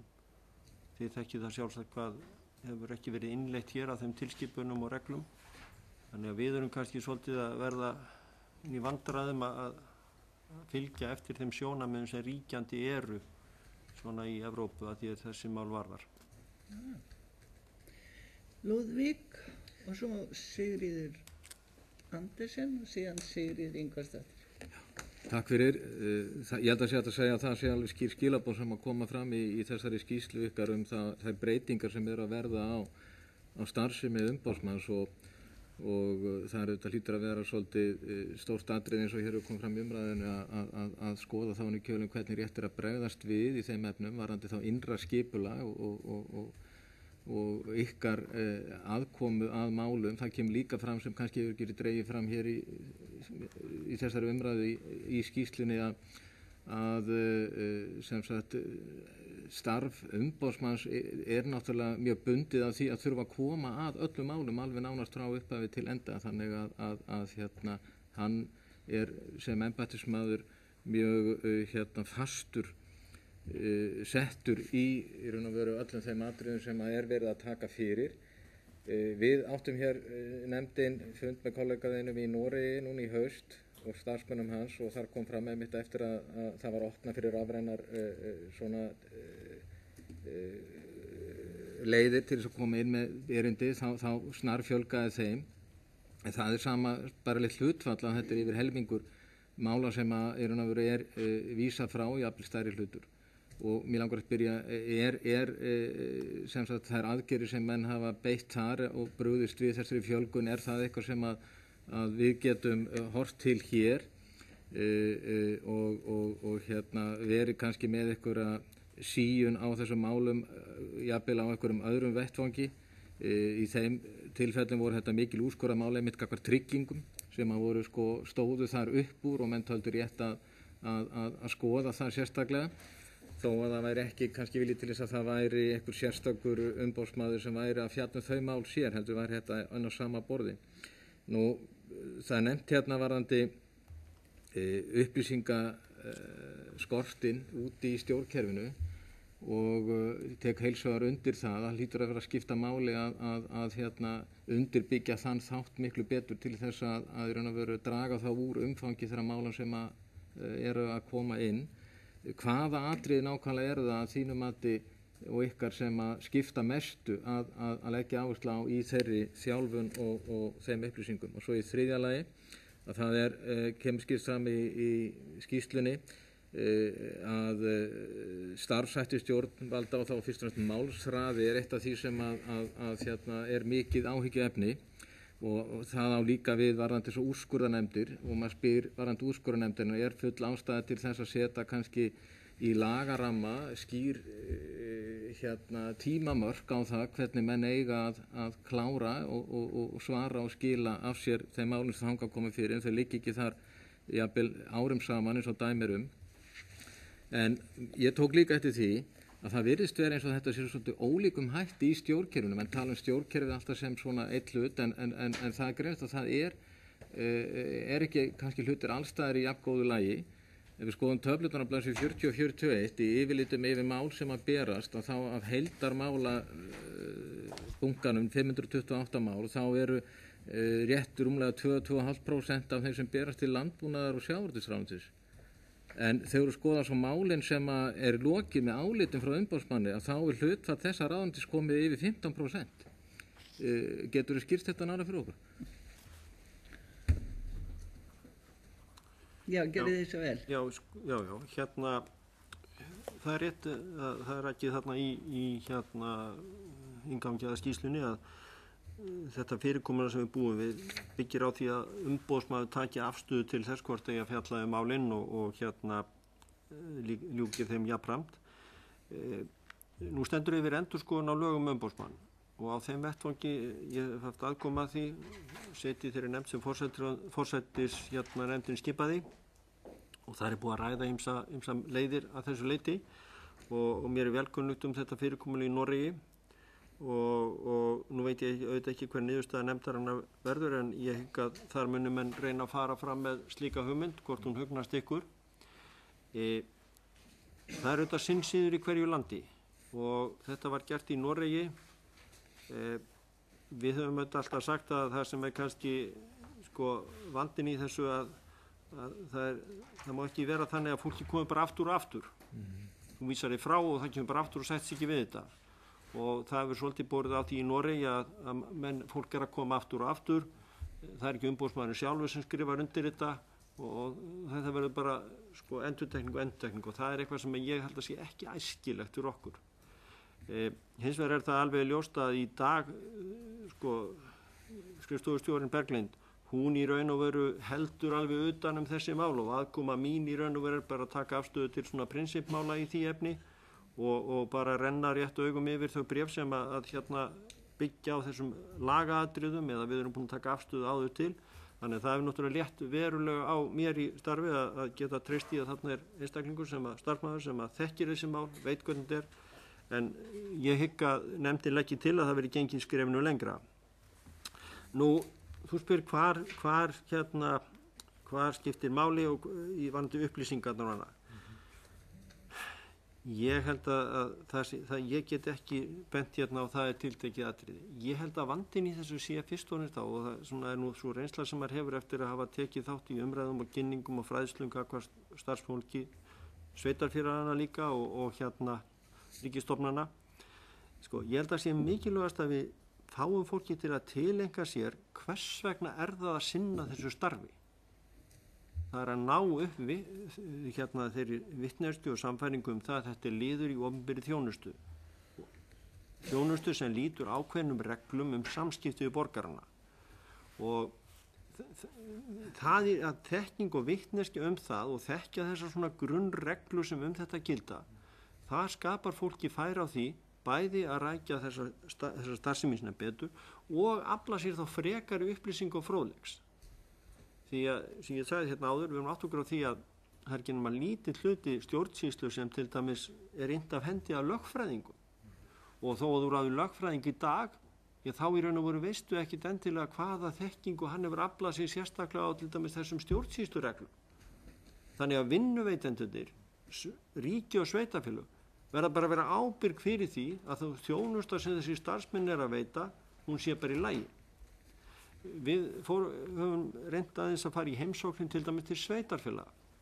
Við áttum mjög nýlega góða heimsóknir Reykjanesbæjar, þar sem við ræddum við í raun og veru stjórnendur á einstöku sviðum bæjarins. Og ég held að ég get alveg sagt að maður gæti ekki fundið hana en nákvæmlega eins og maður finnur gjarnan þegar maður kemur í heimsókn á svona opinbera stofnanir, mikill vilji til þess að gera þetta eins vel og hægt er. Og það var margt verið að gera þarna sem var mjög gott en svo rekum við okkur vegna þess að við höfum yfirsýn yfir þessar nákvæmu stjórnsýslureglur að það vantaði kannski að hafa leiðbeininga með réttum hætti og annað eftir því. Það vantaði ekki að þetta fólk vildi gjarnan gera þetta rétt en það hafði ekki fengið neina leiðbeiningar það.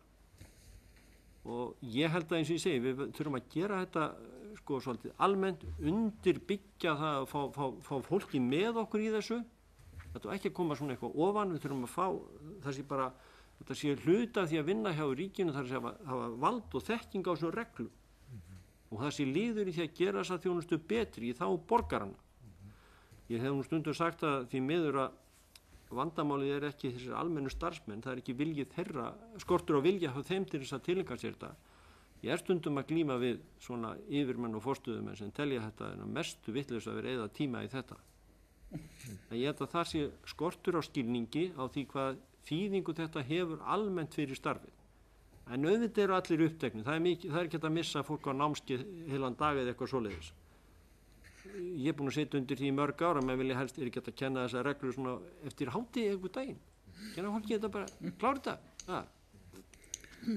Hvað var úrskurðarnefndinnar, málsræði, sko, nú það auðvitað þannig, í mörgum lögum þessar nefndir þá eru svona tímafrestir. Sko, tímafrestir í stjórnsýslunni, þetta í raun og veru ekki absolutt fresti, þetta sem sagt viðmiðanir sem settar eru.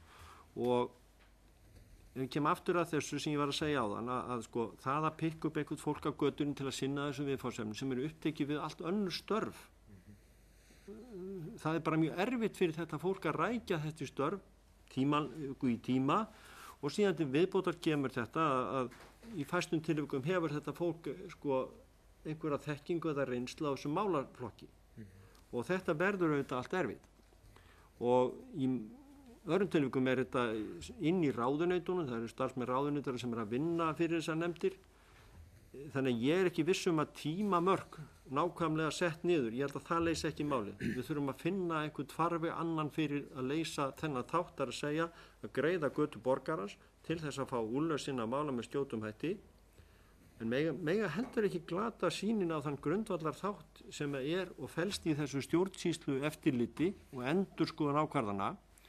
Hugmyndin í stjórnsýsluréttinum svo að það sé til æðra stjórnvald sem þá ráðuneyti sem að úrskurði í svona málum. Og það ekki bara það að úrskurða gagnvart þessum tiltekna einstaklingi, heldur það liður í því að fylgjast með lagaframkvæmdinni. Hvernig hefur löggjöfin reynst? Hvar þarf að gera breytingar? Nú þetta kerfi okkar þannig að þetta algjörlega aðskilið. Ráðuneytin fá í sjálf sig í fæstum tilvikum nema það sé þá einhver starfsleg tengst. Þau fá einhver upplýsingar þau álitaefni sem að þarna brenna á. Nú við verðum jafnvel vör við það að einstakar stofnanir sem eru kannski lykilstofnanir varðandi þessar tilteknu nefndir, þær fá almennt enga vitneskju úrslit mála. Þannig ég held að þá réttaröryggis borgarana þá þurfum að taka þessi mál til endurskoðunar. Það ýmsir sem að segja ég sé eitthvað úrillur þetta en ég hef bara áhyggjur að þetta ekki leið sem að gagnast okkur. Uppalega var þetta nú gjarna rökstuð bara hálfu ráðuneytisstjórna.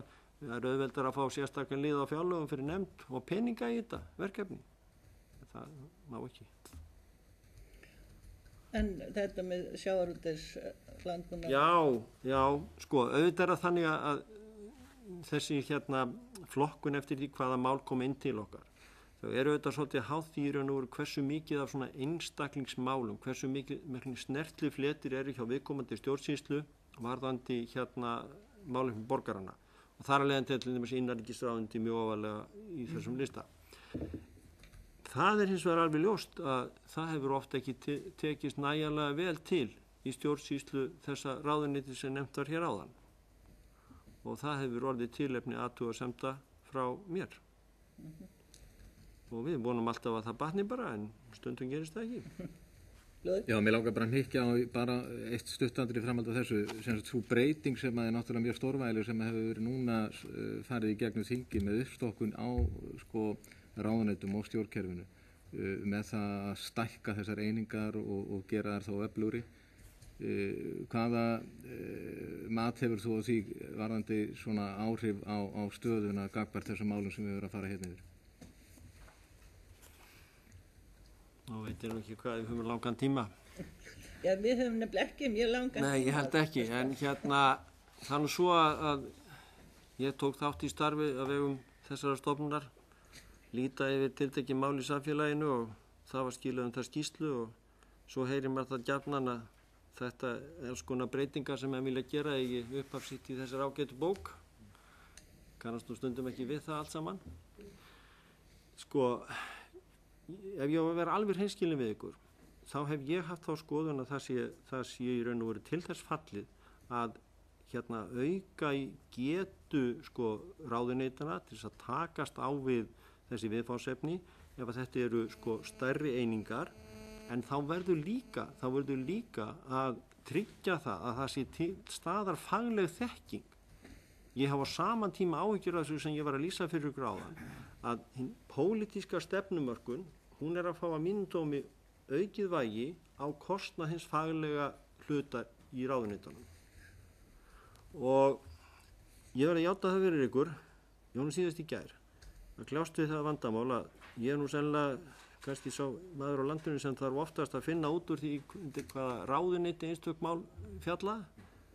Það mér bara lífsins ómögulegt í dag. Það bara lífsins ómögulegt. Og ég segi það við ykkur, á tímum svona sem að við viljum nú hafa þetta allt aðgengilegt fyrir borgaran og annað, veltið fyrir ykkur í hvaða stöðu borgarin þegar hann lítur á einhver yfirliti við ráðuneytin, hvar á ég að bera niður með mín mál? Eru heiti, látum nú vera heiti ráðuneytana, en eru heiti þeirra eininga sem starfa í ráðuneytinu, eru þær það lýsandi að borgarinn geti fundið það með skjótum hætti hvar á ég að bera mig upp við hvern.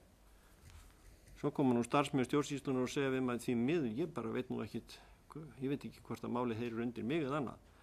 Sko, ég segi það við ykkur, svona breytingu þarf bara undirbúa og gera með mikið betri hætti heldur en að ég til að vera gert hérna. Með tilliti til borgarana. Það getur vel verið að þetta þjóni hinu stjórnmálulegu hagsmunum. En við verum átt okkur á því að ráðuneytin eru æðstu stjórnsýslustofnanir í landinu og það skiptir verulegu máli fyrir borgarana, til dæmis atvinnulífið í landinu, hvernig þær eru skipulagðar. Og ég hef áhyggjur af því eins og þetta birtist mér í dag. Vonum hins vegar að þetta takist vel. En það gerist ekki nema við undirbyggjum hinn faglega þátt í starfi þessar ráðuneyta. Já, takk fyrir, svo aðri nefndinni þakka fyrir þessa skýrslu sem þetta greina góðum sem við máttum búast. Það kom fram í máli þínu, Tryggvi, hérna í upphafi að fyrirtæki leiti lítið til umboðsmanns og það er auðvitað sérstakt og umhugsunarefni, en þess vegna var það svo sem því mun ánægjulegra að sjá að eitt af þessum frumkvæðismálum sem að embættið hefur til meðferðar er málsmeðferðartími samkeppniseftirlitsins.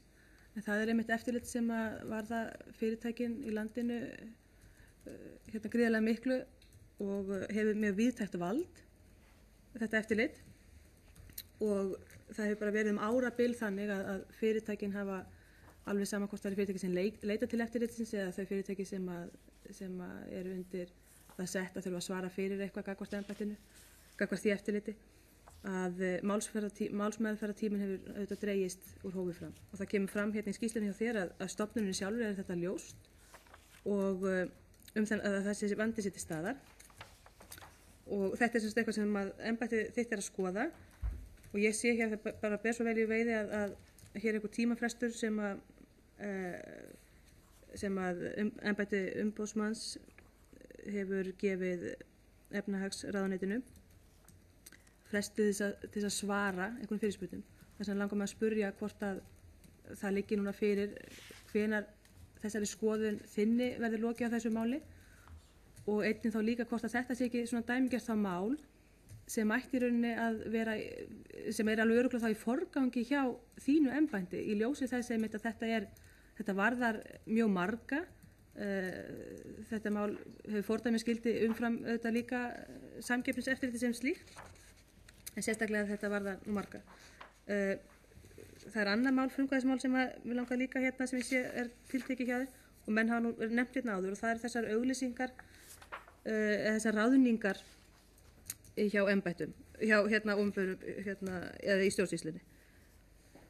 Menn hafa hins vegar ekki fjallað, ég er að velta fyrir mér hvort að embættið þitt hafi ekki skoðað eða sé ekki sérstaklega skoðað það þegar verið er að ráða án auglýsinga eins og í stjórnarráðinu til dæmis, þegar verið er að ráða í tímabundin verkefni eða sérverkefni sem er gert án auglýsinga. Það blasir auðvitað við að gjarnan eru þessar ráðningar síðan framlengdar með einhverjum hætti og eru de facto orðnar einhvers konar fastráðningar. Þannig ég velti fyrir mig hvort að þitt embætti er að skoða þetta sérstaklega.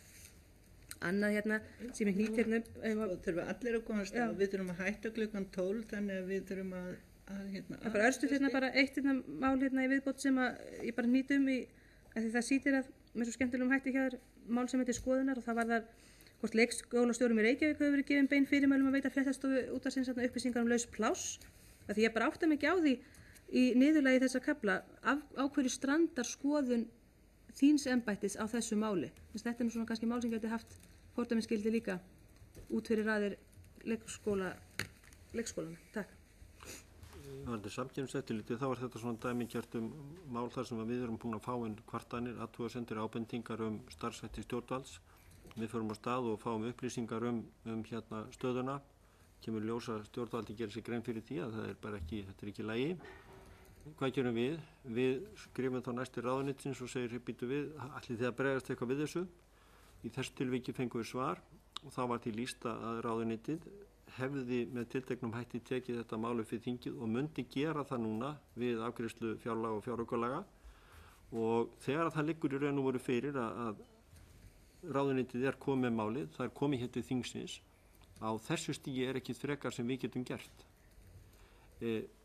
Næst fyrir ofan þetta máli til dæmis önnur nefnd, úrskurðarnefnd upplýsingamál, sem ég hef verulegar áhyggjur á og hef haft. Og það tengist nú öðrum málum sem að ég fór á stað við að skoða einmitt varðandi upplýsingagjöf. Þetta er svona málaflokkur þar sem að tímaþátturinn bara er grundvallar atriði. Fjölmiðlar hafa ekkit áhuga á einhverjum upplýsingur sem þeir eru að biðja með þeir fá þar eftir ár. Það er bara ekki þannig. Þannig að það sem ég ger í þessum tilvikum er það að ég reyni að vera á vaktinni, fylgjast með þessu, við fáum inn til okkar ábendingar og þá reynum við að afla upplýsinga, vekja athygli á því að þetta sé vandamál. En við getum í sjálfins ekki gert annað en að koma því til ráðuneytisins og upplýsa svo þingið það sem við höfum gert. Nú hérna, þú nefndir Sigríður þarna eitt tiltekið tilvik til dæmis sem að svona aðferðafræði sem að auðvitað við sáum þegar að við fengum okkar gögn á sínum tíma, fyrsta lagi að það voru ákveðin tilvik sem að við bara sáum að koma ekki fram og svo heldur bara svona tilvik áfram að koma. Og þá eru í raun og veru þetta spurningin réttarstöðin í þessu tilviki og kanna það í raun og veru hversu algengt þetta er og hvaða aðferðum er beitt í þessu. Og þetta er eitt af því sem að við viljum kanna frekar. Þú ert að tala ráðningarnar án... Já, framlengingar, það er heimilt að ráða í tilteknum tíma, því afleysingar eitthvað svoleiðis, en svo einhvern veginn sér maður ekki annað að þessi nöfn séu bara áfram. Og ég meina reglurnar eru klárar, en auðvitað náttúrulega er það þannig líka og ég hef nú vakið athygli á því í bréfum sem ég hef birt að þessar ráðningar, tímabundnu ráðningar, það var nú í tilviki lögreglumanna ef ég var rétt, að tímabundnar ráðningar, það skapa auðvitað þeim sem er ráðið með þeim hætti ákveðna stöðu í starfinu og starfsreynsla verður ekki tekin frá honum. En þá skiptir kannski miklu máli að það sé gætt í upphafi að gefa þá fleirum kost á að koma til greina. Þannig að það er í raun og veru í þessu. Nú leikskóla stjórarnir, já, ég er nú búin að fá skýringar og allt hvað en það er rétt eins og þú nefnir. Þarna er undir þó nokkuð mikið prinsip. Og varðar í raun og veru samspilið varðandi svona tjáningafrelsi opinberra starfsmanna, fyrirkomulag upplýsingagjafar af hálfu opinberra stofnana og ég er bara enn undir feldi. Ég er aðeins að móta þetta en ég held að þetta sé mála þeim toga og kollega mínir hér í nágrannalöndum hafa verið mjög vakandi yfir þessu og við höfum rætt þetta okkar í milli, það er ákveðin svona þróun sem við sjáum gerast og ég gerir ráð fyrir því að þegar ég læti eitthvað frá mér þá kunni það kannski að hafa svona einhverja almenna þýðingu sem maður getur þá hort til. Sigríður Ingibjörg. Já, takk fyrir. Ég ætla að þakka ykkur fyrir yfirferðina og segja líka að það er alltaf jafn traustvekjandi að hitta ykkur. Það er tvennt sem ég langar að spyrja umboðsmann út í, annars vegar þá ræðir fræðslumálin innan stjórnarráðsins og svona mín einsýn í þau mál er að ég er algjörlega sammála umboðsmannu mikilvægi þessa og enda er góð stjórnsýsla, hann er ætlað að tryggja réttaröryggi og gæði þjónustuna við borgarana, en mér langar að spyrja í þessu samband að því þú talar skortin að við höfum ákveðna sérstöðu hér varðandi það að við séum ekki með skipulega fræðslu fyrir þá sem að vinna í stjórnsýslu bæði ríkisins og sveitarfélaga. Sést þess merki í störfum umboðsmanns á Íslandi að það hefur það áhrif á tegund mála sem að koma hér inn miða við til dæmis önnur embætti. Og þá velti maður fyrir sér þetta hlýtur líka tekur það þá umtalsverðan tíma sem getur farið í kannski eitthvað uppbyggilegra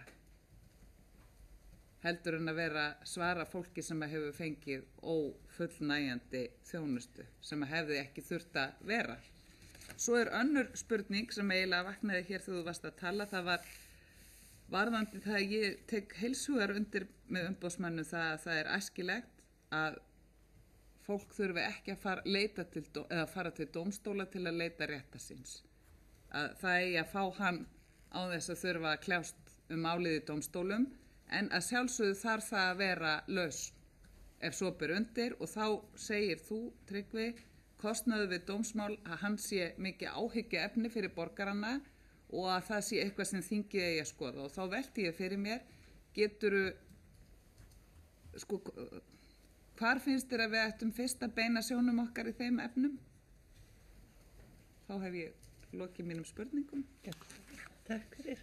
Já, ef ég aðeins nefna þetta þú nefnir fræðslumálinu stjórnarráðsins, ég legg eins og áherslu á það og andstætt kannski því sem gert hefur verið, það verður allt stjórnkerfið að vera undir. Stjórnarráðið bara hluti af þessu dæmi. Við upphafið samskipti við borgarana eru annar staðar meira mæli heldur en þar. Það er auðvitað nauðsynlegt að það sé mjög góð þekking í stjórnarráðinu en á hinu staðar þetta líka. Nú, varandi samanburð og annað, að þá eru þetta alveg ljóst að maður ber saman stjórnsýslu hér á landu og í nágrannalöndum okkar, þá er stjórnsýslan á mismunandi þroskastigi. Mörg af þessum álitamálum sem ég að fást við, þau kannski sjást ekkit allt og mikið til dæmis í Danmörku, kannski meira mæli í Noregi. Ég held að við séum allir kollega mínir sammála það að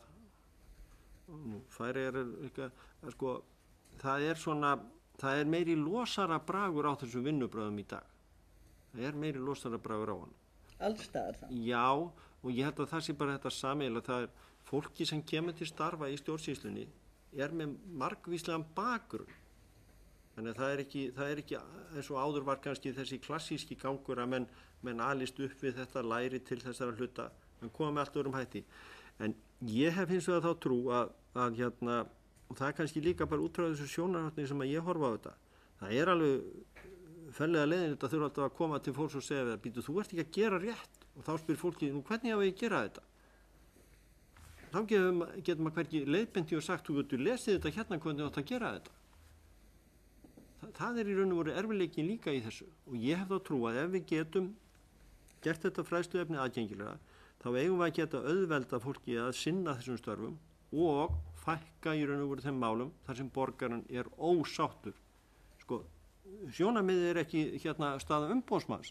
Sjónarmiðið er fyrst og fremst þetta, hvernig getum við bætt þetta gagnvart borgarunum. Dregið úr því að hann sé ósáttur við niðurstöðuna. Nú, þú nefnir þetta með dómstólana.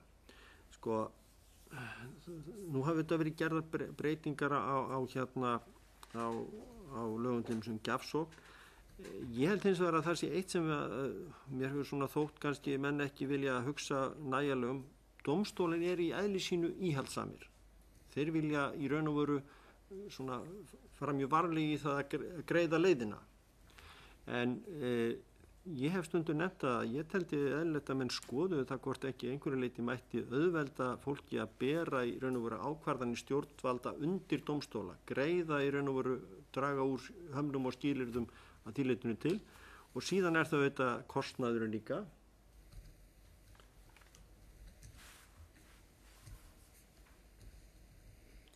Já, það er auðvitað, þetta eru alls konar hlutir sem er í þessu en tökum bara eitt einfalt dæmi að ég á voðalega erfitt með að sætta mig til dæmis við það að í nánast öllum þeim dómsmálum sem ég sé að ríki tekur til varna í þá er yfirleitt fyrsta krafan að málinu verði vísað frá. Mér finnst einhvern veginn prinsipið að vera það ef að ríkið eða opinber aðili getur varist málinu og ég menna það er þetta að leggja máli fyrir. Þó að kannski borgarinn hafi ekki alveg kannski staðið upp á 100% eitthvað slíkt. Nú þá er það dómarans að passa upp á þau atriði. En ég tel að opinbera á stjórnsýslan eigi ekki að mæta borgurunum með því að finna alltaf einhverjar tæknilega leiðir til þess að koma málunum frá. En eins og ég segi, kostnaðurinn er auðvitað einn sérstakur þáttur í þessu og það er kannski svolítið að huga honum á almennum grundvelli. En ég ítreka það bara, ég hef áhyggjur af því að þessi leið er torsótt. Já, takk fyrir það. Ég vil nú í þessu með frávísun hjá dómstólum taka undir með umboðsmann í þeim efnum eins og reynda flestu sem að hann segir. Mér sýnir svona, nú tíminn alveg að reyna frá okkur, við ætlum að vera hér til klukkan 12. Mér sýnist, eins og þetta byrtist mér að það er annars þekking og upplýsing að til starfsfólks hins opinbera sem að við þurfum einhvern veginn að reyna að auka og svo hitt líka að ef að fólk kann til verka og kannski vanda sér svolítið betur til dæmis með þessar rannsóknarreglu og rökstuðning að þá myndi líf umboðsmanns vera miklu auðveldara heldur en það er í dag, það er svona skil ég, en þú vil kannski segja eitthvað að lokum. Í raun og veru sem sagt fyrir okkur sem að störfum að þessu höfum þessi miklu samskipti við borgarana, fólkið. Þá auðvitað finnum við gjarnan fyrir því að sko svo þjónusta sem borgararnir eru að fá, það mætti með auðveldum hætti bætana. Við vitum það að það er mikið álag og búið að vera mikið álag í það í stjórnsýslunum undanförnu og erfitt fyrir fólk í raun og veru að rækja sín störf.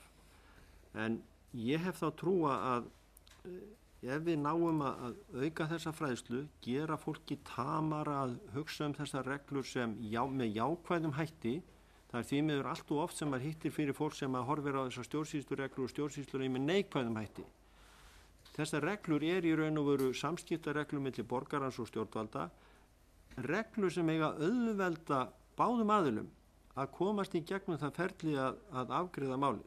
Og ég segi það stundum við sérstaklega forstöðumenn, gleymið ekki því að þessar stjórnsýslureglur breyti einhverjum það að þið hefur valdið.